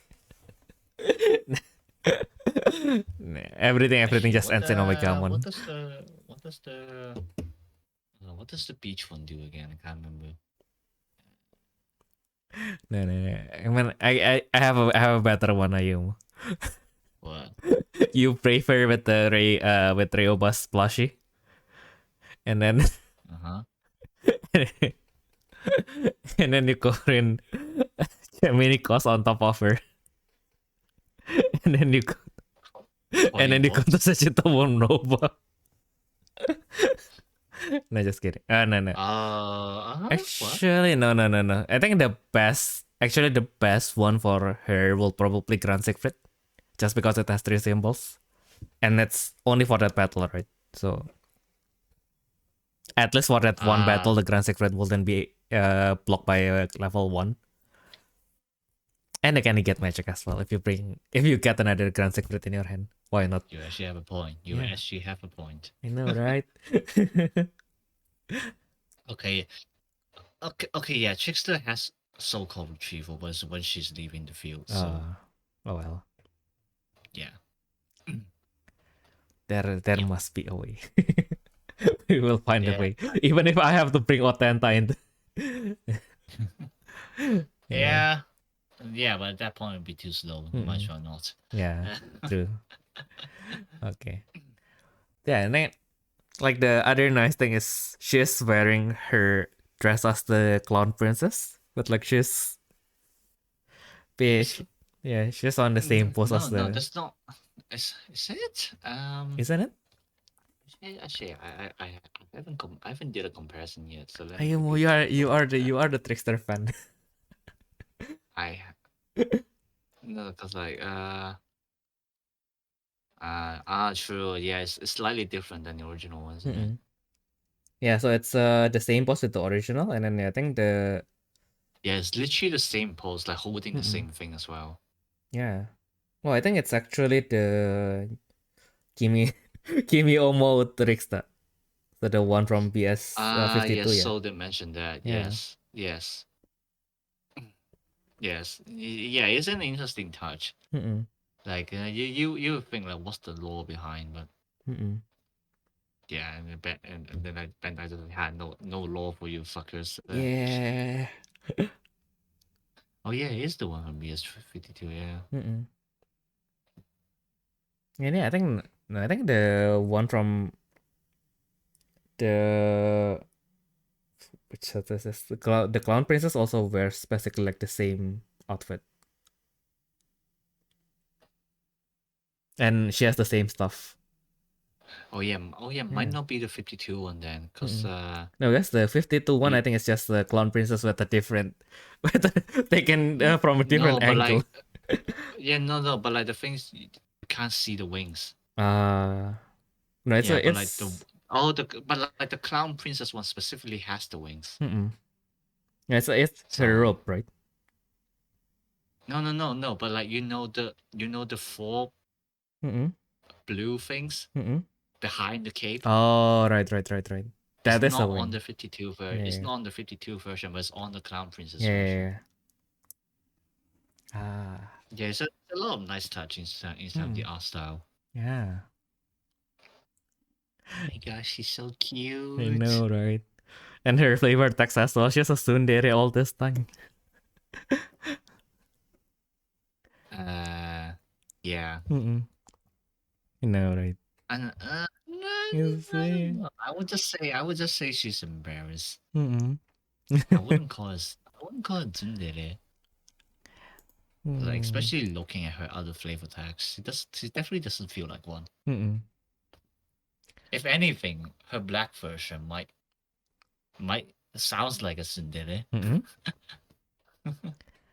Actually, no. The Blackster version would be more like how do you call that? No, it's not kudere. But you know the I really don't want to say this one, but you know the Domi Mami character. Ew. We have to research the Blackster's flavor text after this. Yeah, it's because I do remember the flavor text, but like it's like like the Blackster one is always like it can't be held. Like I will place you to help you out, and like things like that. So like it feels like she's the older sister there. I see. Yeah. And like Trickster It's- herself was more like It's like this once this was like the was the Shogun Knight, but then I still help you out, that kind of thing. yeah. And like Trickster, I think I don't know. Like the image in my head of Trickster is the one friend that is like, yep, she'll help you first and then like complain later, or at least It does feel like that. Yeah. It actually does feel like that. yeah. It was like in the PS52 version, she is like, yep, it's like she is already halfway in helping Rolo to find Alex, and then like, why am I doing this? Oh yeah. Let me tell you, it's canon that Lolo actually saw Trickster naked before. Oh, ew. It's just one of those very cliche walk into bath scene, that kind of thing. Ew. But yeah, that did happen. Too bad I don't have the manga with me right now. But yeah, Oh well. Thank God that she ascended, so it's no longer relevant to her. She's a goddess now. true. True. Yeah. Yeah. And then This I mean, is- still goddess, but like when we say god in the world of battle spirits, we don't. Yeah. It means more like the high status people. It's like how we call some people billionaire or anything like that. But like it's like I don't know how to describe, but like it's basically gods in the battle spirits world are just people with very very high status. But like if we call like the actual gods, then they're the groundwalkers. True. So it's different. Yeah. I think it's slightly different. Mm-mm. But I think it's true that actually no. I might have to look into that later. But well, I mean, at least we know that I believe so spirits can travel between the spirit world and the divine world, or at least some selected can be, like because like we got the world's walkers and the avatars and blah blah blah, anything like that. So like we know there are spirits in the divine world, at least acting as the servants of the groundwalkers. But I don't know if the clowns can do that. Like, I don't know if Trickster and the other can do that. They put I only know that they somehow they know where Lolo is. But like I don't know if they can just like travel around at free will. Yeah. It's some weird stuff. Like that's what I'm saying. Like, oh damn it, put more lore into this. It's actually interesting. Like you actually built a good world. Can you please put some effort on that? Yeah. Sell more novels. Exactly. Yeah. Like I don't care if it's Japanese. I'll buy the fuck all, and then like Yeah. I'll learn my fucking Japanese. Thank you very much. Exactly. I'm already halfway learning Japanese anyway. Might as well go all the way. Yeah, but Yeah. they're not gonna care. Yeah. Unfortunately. Too bad. Sad. We'll just Why- have to write down our headcanon now, as we always do. Yeah, anyway. Yeah. Yeah. And speaking of gods, we have the one underground goddess that you have been waiting for, Ayumu. The 10 diva, 3 underground idol, Miria Sandi finally. She has Like as promised, she has the new form. yeah, and her effects are actually good. I know, right? Jeez. Oh. Yeah. Oh. I just realized the first effect is like during your attack step. And it affects all absolutes. Yeah, exactly. Hmm. But like, yeah, she's just like a really good supporter. But oh yeah, because like for those who can't read anyway, basically the fact is while your absolute spirit is attacking, the opponent can't block unless they send 2 calls from their spirits to the trash. And level 2 and 3 is one attack. You can summon a Queen Stelmaduke or Barolet Tabodu from your hand or trash without paying the cost. So like both effects are like 10-10, like 10 out of 10. Yeah.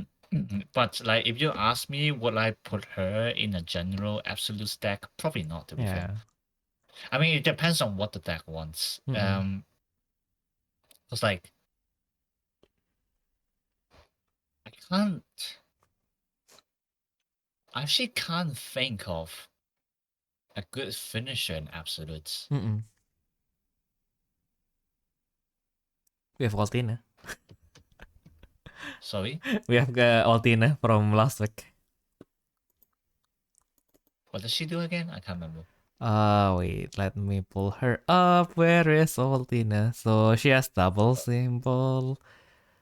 Oh yeah, I mean, okay, Yeah. I guess technically Nina, but Oh right, Yeah. yes, her, right. Yeah. I forgot about her. Mm-mm. For God's sake.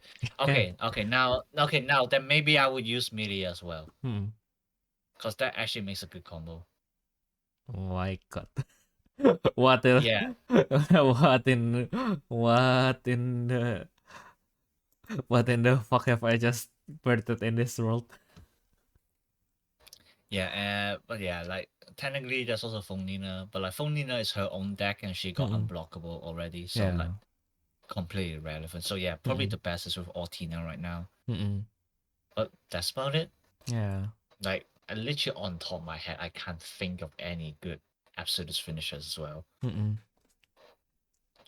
Because I mean, you could argue Queen Stelman Duke, but since technically not a finisher, you see. I mean, to be fair, they're gonna be in the same deck anyway, because they're the same group. But like, what I mean is that like in terms of supporting, it's like it's like you just don't know where to put her, I guess. So that we will have to see, but like in general, the fact is that's really good. Yeah.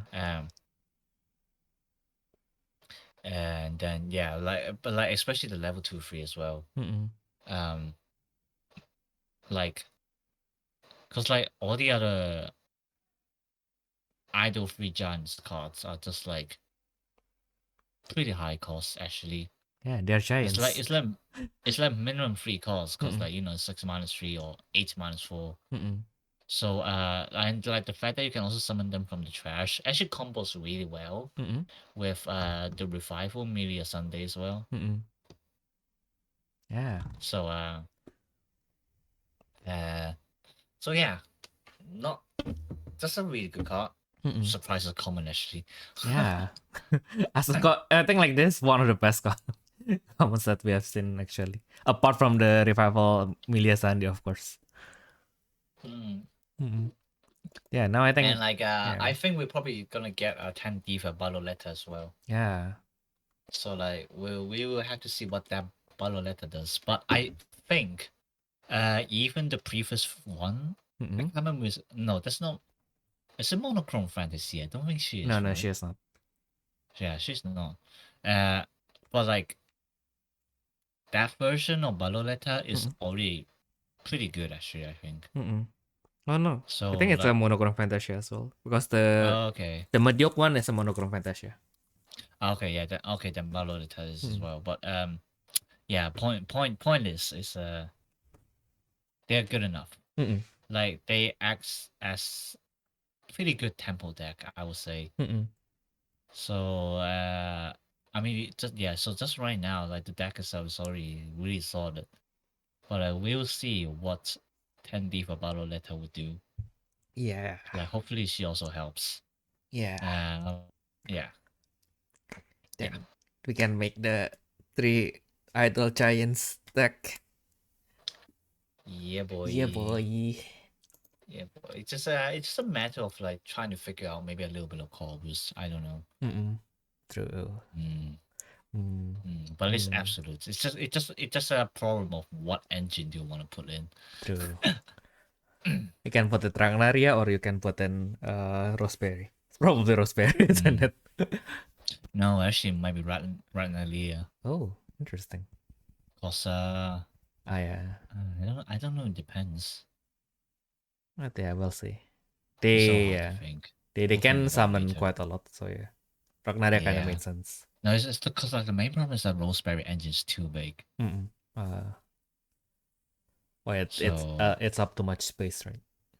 Yeah, yeah, because like you're already using 3 levers. So like Ratnalia might be better just because she has less cards, and like you want to use like the full immunity effect anyway. True. So yeah, True. true, True. true. True. My God. Ever since Luna got her makeover, I can't take my eyes off her. My God. I'm pretty sure she had a haircut as well. I know, right? That one haircut and then like the one, I think like the best decision.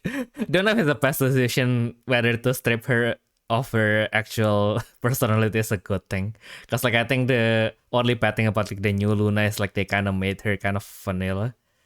That's like when Luna was first introduced, she was kind of like a Chunibyo, right? Yeah. Yeah, and then like the subsequent version, like she become prettier, but like the flavor text is like, yep, this doesn't describe anything. Actually, my Japanese isn't good enough to read this one. What does she say in the flavor? Because of something, the popularity of the Four Witches has risen up. Yeah. So and then like Ilma was answering was like, no, I don't want more. No, we are going to be busy. I don't want more work. Auntie, I don't want to work. Okay, I get it now. Minasama no okake de.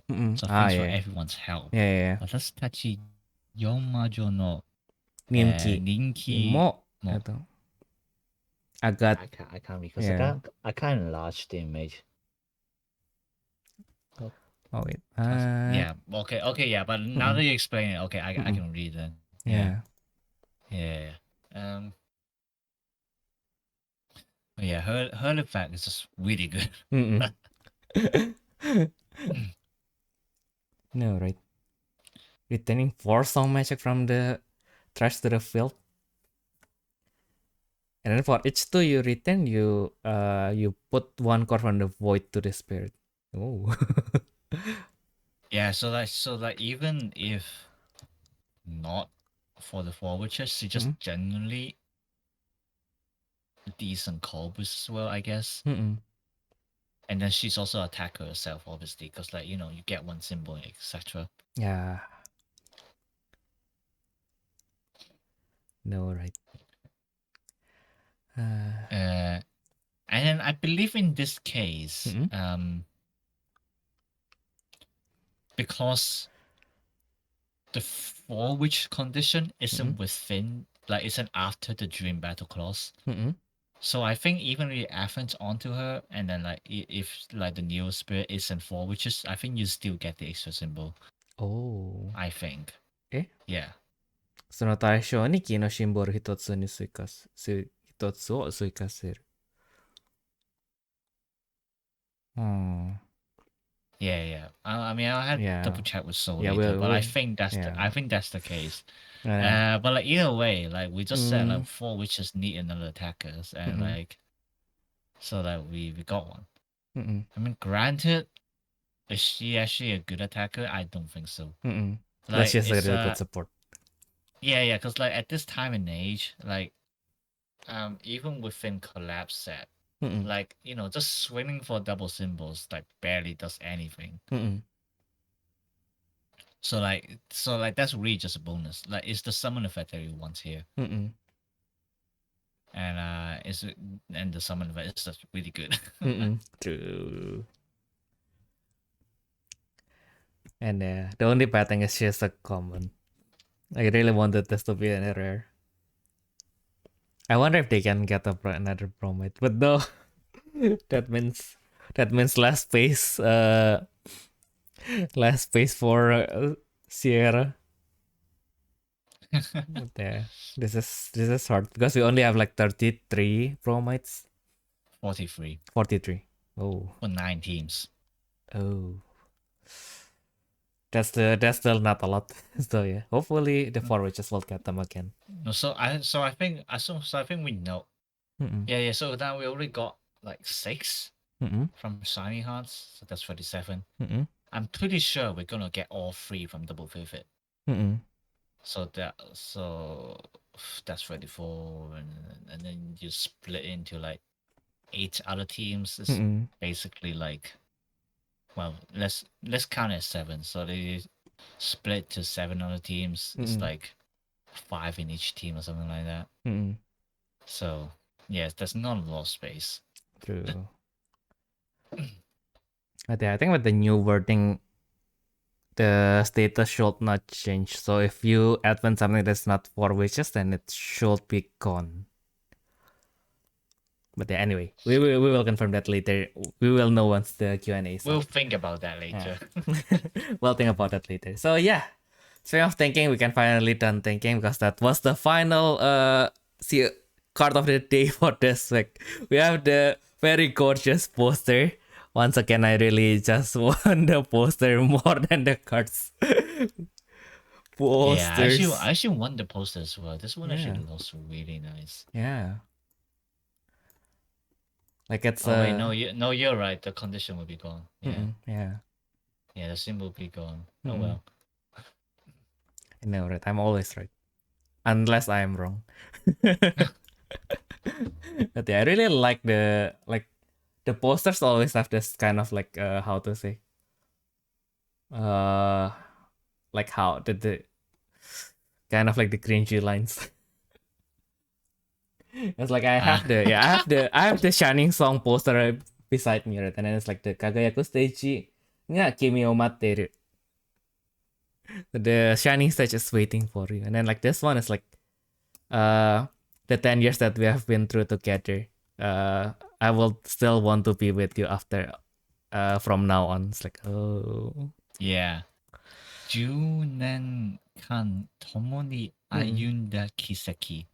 It got your name. これからもずっと一緒だよ。Yeah. I think that what I really like about this poster specifically is it looks like a concert poster. You get what I mean? Like, like the style feels like something you would see on like a poster advertising a concert. And that makes it extra nice. Like instead of like instead of like the usual where like they just Photoshop 3 characters on it. Like the pack, you can literally see the pack there. That's the usual style that Bandai has. So like this one actually looks extra nice for once. Yeah, I think they did that from BSC 39 is already like that. So 40 is also pretty nice because it's only Irma, if I'm not wrong. But I like, can't remember. yeah. I have to look at it. Yeah. BSC 40. Yeah, the 39 one is also really nice. It's just Ryoba, like the Shining Song Ryoba.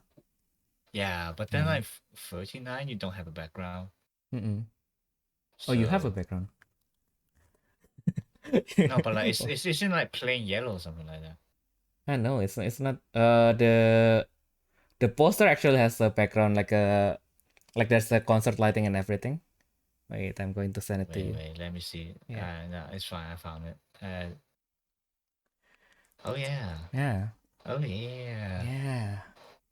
Oh yeah. Yeah. That's why I proudly like this poster is actually visible when I commented on the Samurai Duels thing. So yeah, I made sure to make it visible so that people can learn about the gracious the beauty of Ryoba. Yeah, but like, okay, yeah, the BSC 41 is actually yeah, it actually looks pretty good as well. Because like going with the theme of black and white, I really love the contrast. It's like just a very simple black and white contrast, but yeah, but like at the end, like the monochrome fantasy one as well, it looks like, I mean, it's obviously Photoshop, you know. Yeah. Like it's literally the case of like they just slapped 2 characters on it and just call it a day. Yeah. So like it looks a bit worse in my opinion, but yeah, it looks nice enough. Yeah. And then like I don't know if it's because of the Gayatri, but because we started this with we started this with Pandra's song, but like yeah, I saw that the pack for this the pack design is actually also really nice. I kind of wanted the box just for the box. True. I get what you mean. Yeah. I wish they would do it the Grand Archive way. Have you bought the Grand Archive booster box before? Oh yeah, and I haven't opened one unfortunately, but Yeah, but like for the Grand Archive box, mm-mm, because they expect you to reuse the box, mm-mm, so like the booster box is actually double layered. mm-mm. Yeah. So like you can use it as storage as well. Yeah. Yeah, I wish more card games would do that. Mm-mm. Like yeah. Yeah. The day I got my salary, I will open like maybe 3 boxes of Alchemical Revolution just so I have just that I can have the Arisana storage box for my saga cards.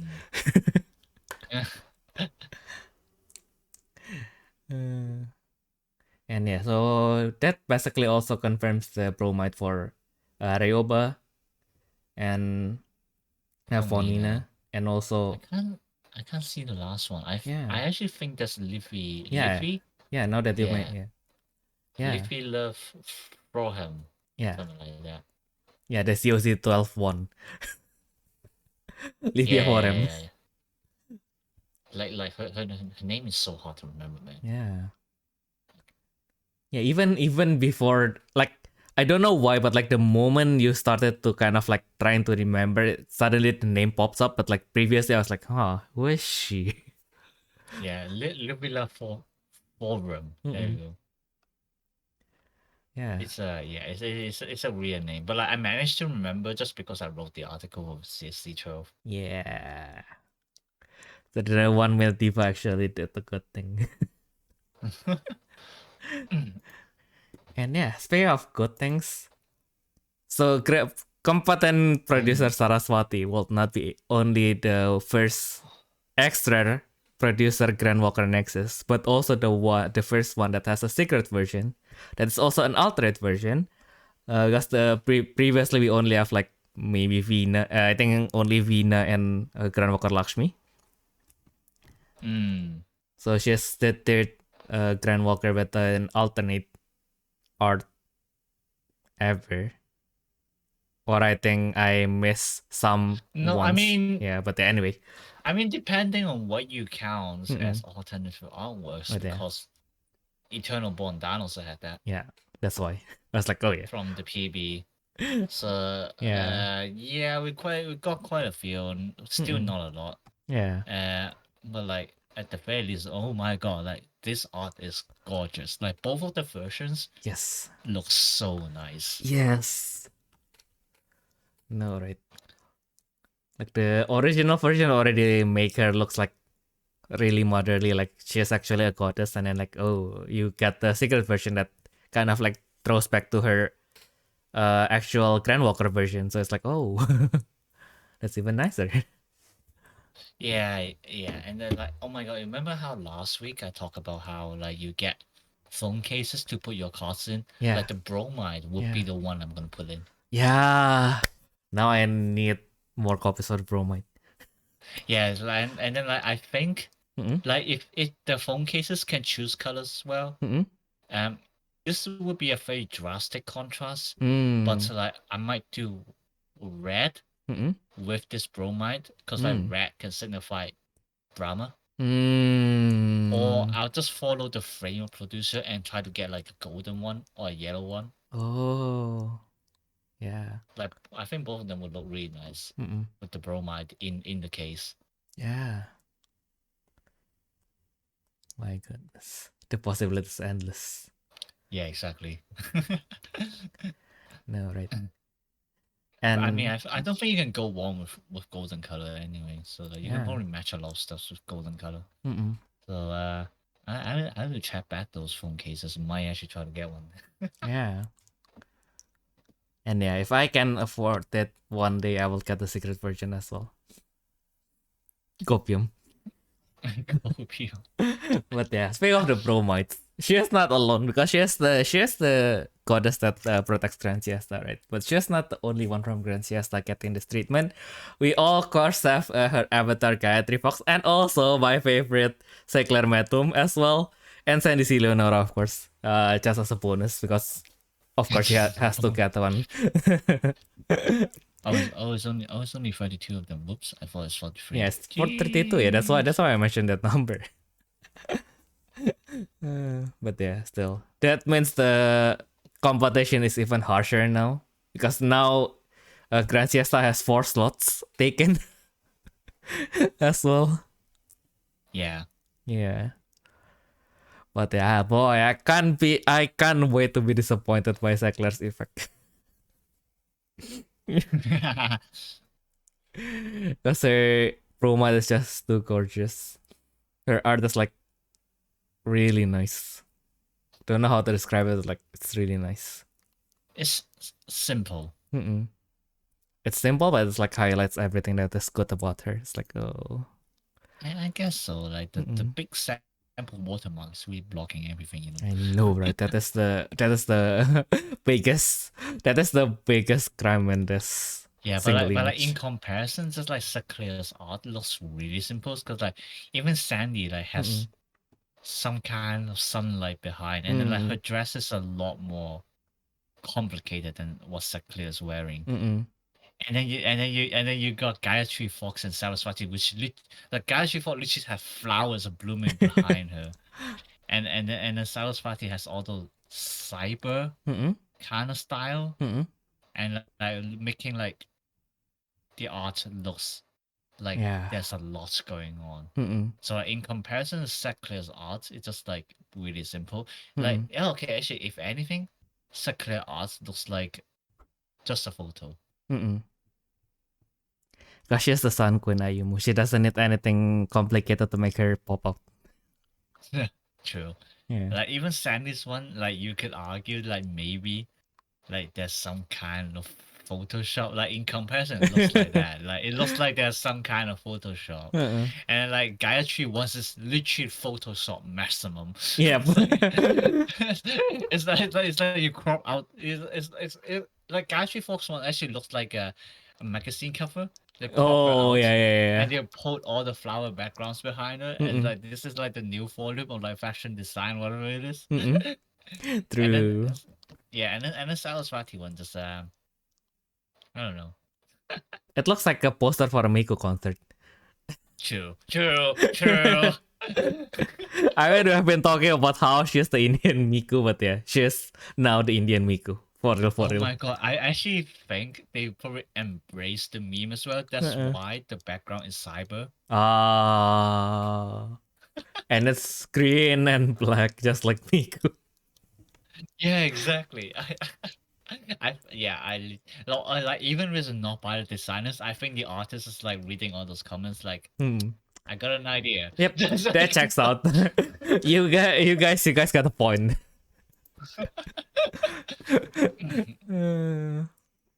My goodness, but yeah, all the four promos for Grand Siesta are really nice. Yeah, I want all of them. I actually do want to collect all of them this time. Yeah. No, right. Like the monochrome fantasy one is like I don't know how to say. It's like because I think for one, because they're sharing the same theme, like it actually looks more bland. And then like the second is because like it's just like how to say, because like for this set, like the 10 Diva set, they make it a really big thing. So like everyone like, because like oh, it's like 10 years of Divas, and like so like every card is supposed to look extra gorgeous. And then like and obviously because each character's theme is different, like that actually puts them on lots of contrast as well. Like I mean, even if you just look at here, the four of them has a lot of contrast.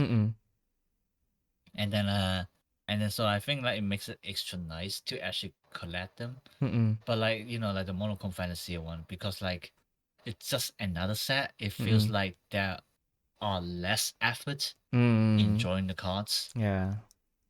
Like yeah, for some of them, like I mean, like Unfortunately, like Rabi is cute, but like her monochrome fantasy art is just very normal. Hmm. You know. Yeah, the secret one is kind of not not it's not amazing. Yeah, it's just like not amazing. Yeah. So it's like I think like for this time the 10 Diva ones is like it's so much worth more to try to collect their bromides. Because like they just looked so much better. Yeah, and even for Seckler, actually, like if they made the secret version for Seckler, the bromide, that would have actually been much better. But yeah. Oh yeah, Personal she's feelings not aside. secret version. We all know that. Yeah, the secret version is like, oh.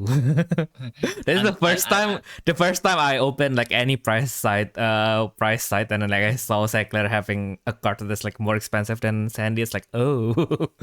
Of course. I can understand why. I have 2 copies of that card. Yeah. Yeah. Yeah. Sandy Rabi is definitely going to get one, so I'll just wait for that. Yeah. Yeah. I guess now that we are nearing the end of the reviews for Diva, we are finally back. We need to face the invasion of the Primordials right after we are done with the party.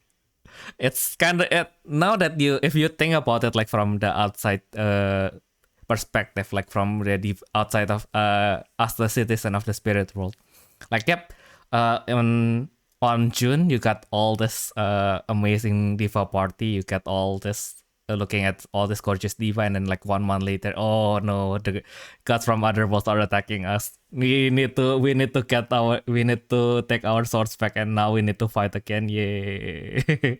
I'm really excited for this war. I mean, to be fair, isn't it literally what happening in the real world right now? Bro, kind of, yes. Why God. But yeah. Anyway. Yeah, let's try to break her apart. What? No, just kidding. Because like she's the Fae, if I'm not wrong, like her epithet is the Fairy Saint, which kind of makes her somewhere between like a fairy and a divine spirit. But she's probably going to be the judgment, isn't it? Since like out of nowhere, like now we suddenly have like a yellow extra. It's like, oh. No, that's obviously for heaven contract. You got a point. Oh, that okay. Then everything made sense. Then everything made sense. I forgot heaven contract even existed.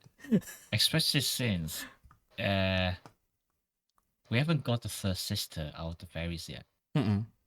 We got Mitsuha, we got Shitori, and this is probably the first sister. So that explains a lot there, because she's also a mod. Yeah, so she's probably gonna be golden clown and fairy. Like that's it. Yeah. Yeah, that made sense. Tori is still prettier though. I mean, her clothes look really interesting. I don't understand why it looks all ripped off. All ripped, not rip off, but like all ripped. Like I probably think it's the same verb anyway, but yeah, but I don't know. Maybe it's to mimic the style of a Morphwing. I don't know, but it is an interesting choice of design. I gotta say that. Yeah, I don't know. And then like on the other hand, it's like something that was supposed to be like not grand, but like I mean like her clothes literally rip-offs. So it like, but it somehow still exists. Like it kind of shows that she is like some kind of princess, which she is of Insectia, but yeah. Yeah, it's that's why Bandai give us fucking lore. More lore. Yeah, we need to know about Insectia and how it works. Yeah. Like I think like the bad thing about like Heaven contract is like, oh, okay, you are introduced to this one country called Insectia, and then you were given Shitori as a context that, oh yeah, she's the princess, and then she is like a really good friend of Vanille, and then like in the lore, like, yep, they were about to enter Insectia, and then like Vanille just come, and then like, nope, they don't get any further into Insectia, and then they are now just fighting. Yay. Yeah. That's about all the context that we got. God damn it. I want to know more about Insectia. There. It can't be helped.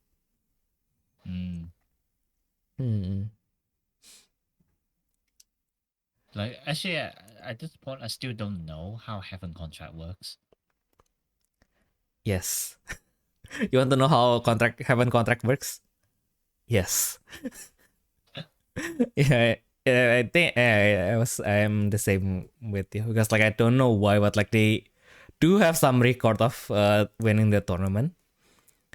But it's like, yeah, again, like I think like we had this conversation when the Phoenix Maiden was first revealed, but like, yeah, Phoenix Maiden feels like part of the combo instead of like the finisher. Yeah. Like the deck literally doesn't have a finisher. It's like supposed to be spam. So like, yeah, I don't know, it's weird. Which arguably it kind of does it in a more stable way than the Cloud Contract do. Because they kind of like, they have more like staying power, but not really on the firepower. So in the end, the gameplay is just, yep, attack. Do you have anything? No, Sanctified Light.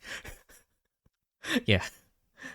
And then it's, yeah, and then the deck kind of struggles, like if you don't have like multiple copies of the Petit Vanille.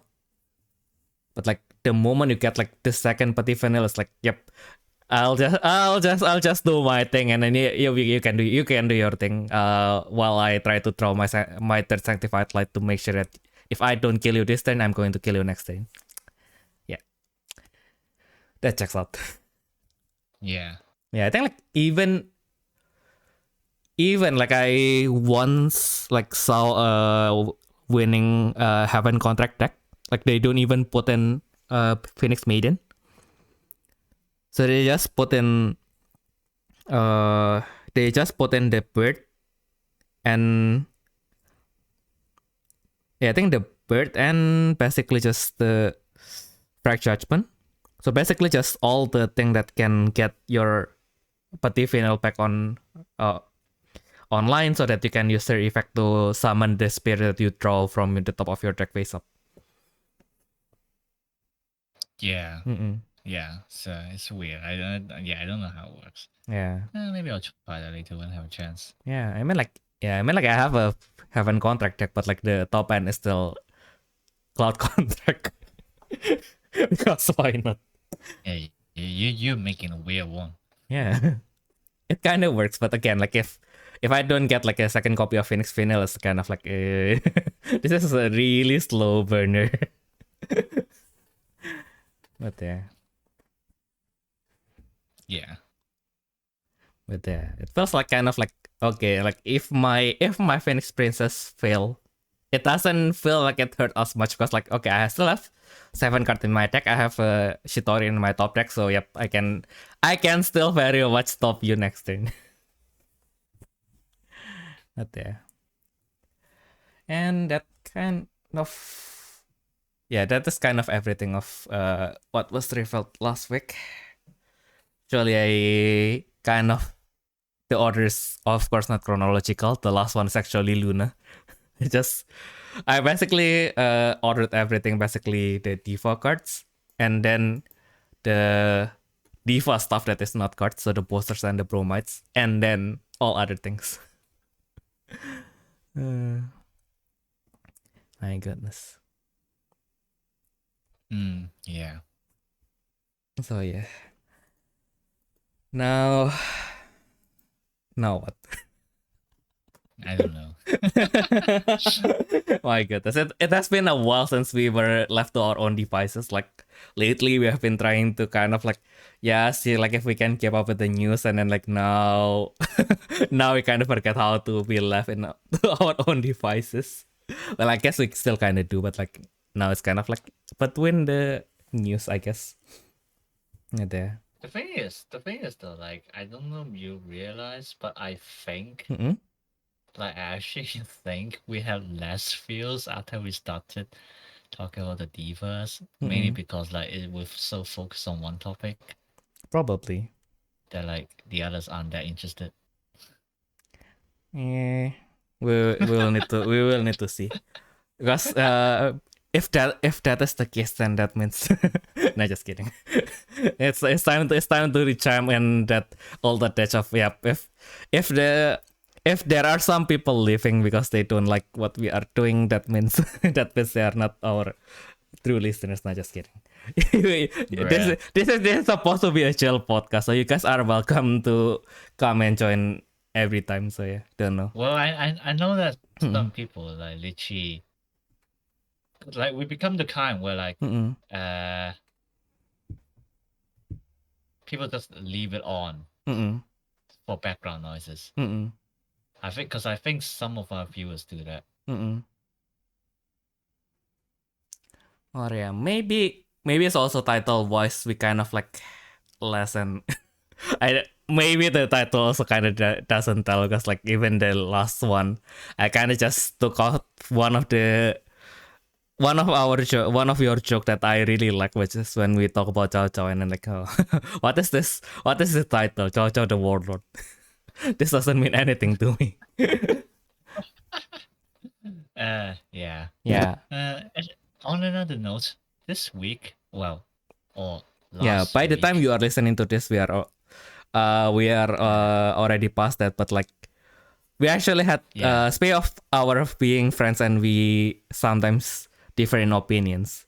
Like, we just had a conflict this week, because like I have a once a month tournament in my server, and then like Ayumu is going to join like this one community PSS you can't tournament. Really call that a conflict, can it? Yeah, it's like an accident actually. It's more of an accident. Yeah, it's like so by the point this podcast comes out, so last Saturday, from the release of this podcast, we would have the X Community Battle Spirit Saga tournament, which gives out playmats and everything like that. Like if you've been paying attention to like the community news, like you would have seen posters like of like Frost Tiger era, and today they also reveal a Tokiwa playmat. Probably just gonna be a Genbu one as well. I'm going to join the Genbu one. Yeah, so like we have a Saga tournament on Saturday. And then put his own monthly tournament on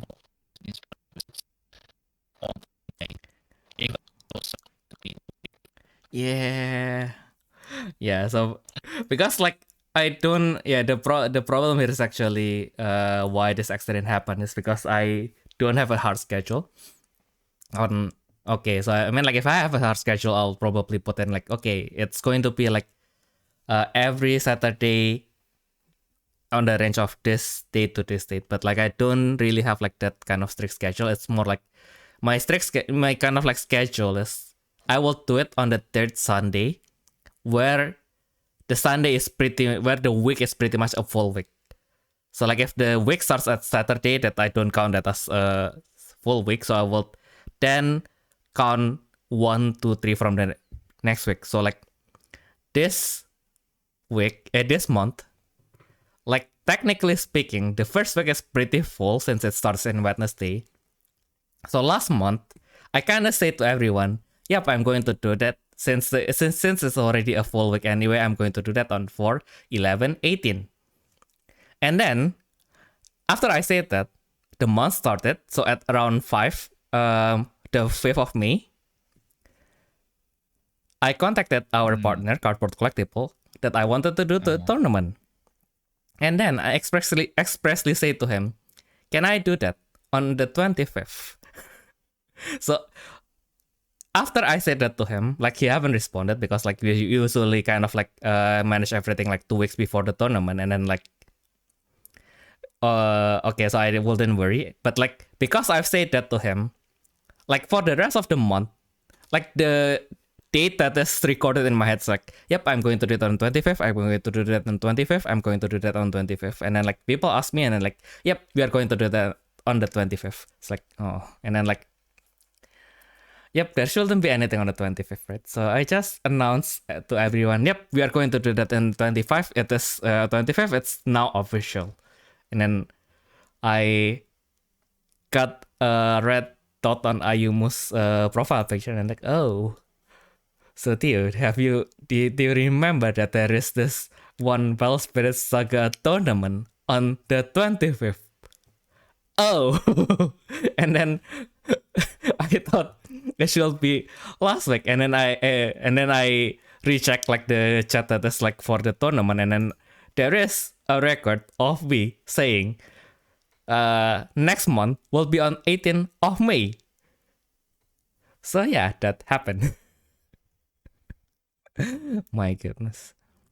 Bruh. Yeah, I guess next time I'll have to make it somewhere more visible, so if I am wrong, people can correct me. Oh my goodness. So yeah, that was my confession of the week. Yeah. Yeah, and then also, by the point this podcast release, Pokemon just released a new set. Yay! And I can finally get into the game for real. Yeah, oh This yeah. is the set where Ogerpon comes in. Yay! Finally. Like I don't know. I don't know how to play with Ogerpon yet. Because like when we're recording this podcast, the online simulator, TCG Live, it's like fucking broken. Like literally no one can get into any games. No.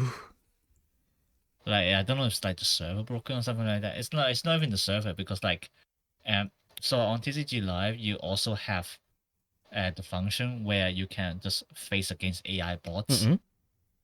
It's your own deck. That even that doesn't work. No. Like you can't enter any games and like people are just so pissed because it's been 2 days already. Yeah, I understand that. Cause I cannot get into Ragnarok online for like 2 hours and I will already like, what is this publisher? What this would have never happened in the Indonesian Ragnarok. Yeah, so like finally. Wait, what? Yeah, so what happens to the surface of Pokemon Life after that? Oh my god! So like I thought, because I just now check again. I thought finally they're doing an update. And then they said routine server maintenance. I don't even know it's related. It's scheduled for the 29th. It's like, what? Are you actually gonna make us wait for a whole week? What? I don't think that's a strat, fam. Even though Pokemon is like the biggest selling franchise in the world, I don't think that's a strat, fam. Yeah, it's like I'm not in a position to discuss. Because like obviously I'm new to the Pokemon card game and everything like that, and I don't know how good or bad they've been doing things. Well,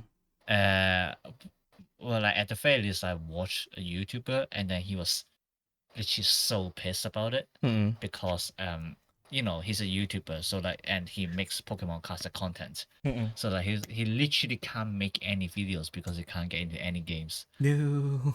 And then so like he was so pissed about it. It's like because he said like literally my bill is on the line. Like, he's like it's not okay. It's not like so serious that I'm going to die, but it still affects my income. And then it's just like so pissed about everything. And like he was saying like how it's not even just like he's just blowing up so randomly because honestly it's not actually that big of an issue. But like, it's like how like the problem just keep building up because like all the time they just have problems with this with the app and everything like that. And then like he was just like so pissed about it.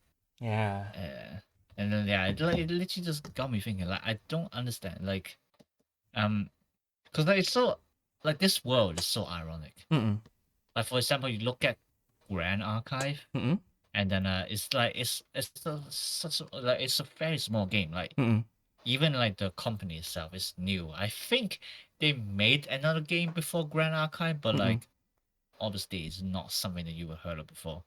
But like they just put so much effort into Grand Archive. Like you can actually see that. Like even just the booster box I mentioned, like they actually considered what they can change, and then they try to improve from it.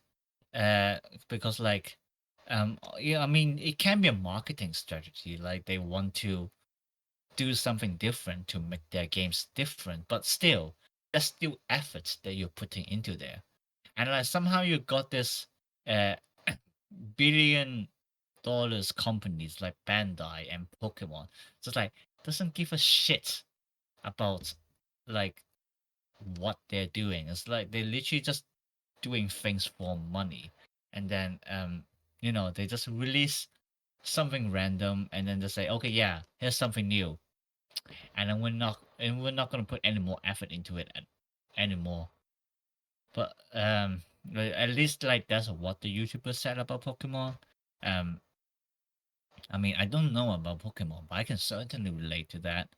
Look at you, Bandai. Fucking hell. I know. Well, yeah, let's not get into that more. The point is, Ogre is coming out. I can finally play with her. Yay! Finally. Yeah. Now that we have our own excitement other than food, of course. Yeah, I guess speaking of food, no, just kidding. Like I have a Dutch friend like who have been raving about this Indonesian restaurant in this city. And like yesterday when I was in my sister's place, like she was talking about that specific restaurant, and then now I want to go. It's like they have a lunch menu that is like below 20 euro, and then like you basically get like 3 kinds of food, and then you basically get 1 fried rice, 1 soup, and then like some skewers as well. So it's like, and coffee. So I think you can change that with tea. So it's like, oh, and coffee. So like, oh, perfect. And it's everything is like 17 euro before if the price didn't change. Like, oh, for a restaurant with drinks, that's actually pretty impressive. And it's an exotic food. Well, not really exotic since in the Netherlands, Indonesian food is basically just another food in it. I see. Yeah. Although, yeah, maybe one Nice. day, it will. I mean, like, you have tried as well, right? The Dutch Indonesian food. It's kind of different, but yeah, it works. Yeah, and it's a premium currency there. It's premium there. Yeah, I don't even think we have, at least not in Newcastle, we don't have any Indonesian food. Yeah. We have Malaysian. Yeah. I'm not sure they might have mixed a bit of Indonesian cuisine in there, but yeah, it's mainly Malaysian. Yeah. And it's Chinatown. I don't want to walk into Chinatown, so I probably would never know. True. Yeah. Oh yeah. Now that you mentioned that, but the Malaysian food that I actually remember are actually mostly like the Chinese Malaysian stuff like bak kut teh,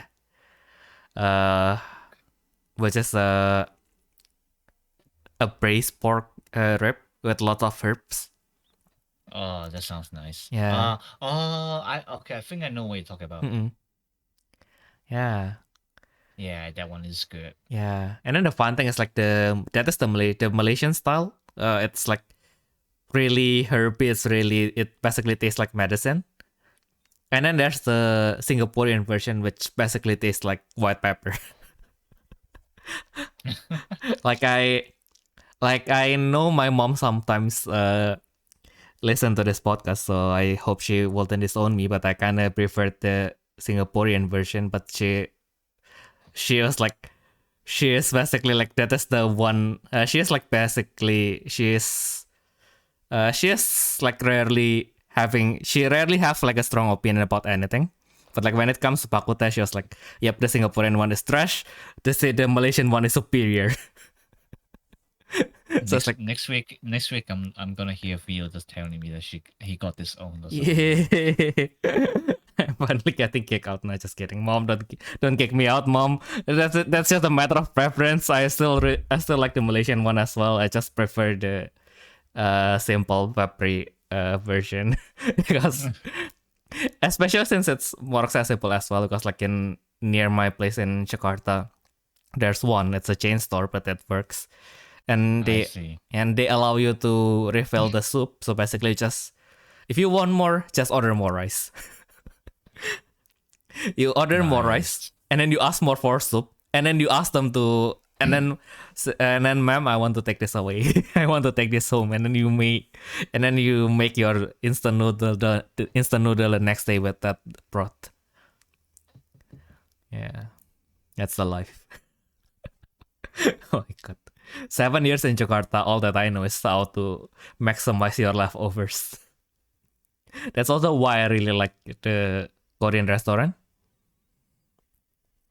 Because they kind of costed like twice the amount that you will spend on normal restaurant. But like usually because of all the free side dishes, kind of only need to finish like half of your main dish. And then you can just bring that back and then like, yep, you get 2 meals for the price of 1. And then on the one very scrumptious meal, you are served like a king. So yeah, that's another bonus. Yay. Yay for Korean culture. That's the Korean culture I will approve. Nice. And yeah, so if you want us to approve of other things for some reason, or you want us to talk about any particular topic you can always send us your questions, comments, or requests to our email at therefreshsteppodcast@gmail.com. Or if you are listening to this on YouTube, feel free to comment below and we will read them as well. So yeah, I guess that has been everything that we can share for this week. We hope that you guys have a nice week going forward, and we'll see you all in the next one. Bye bye. Bye.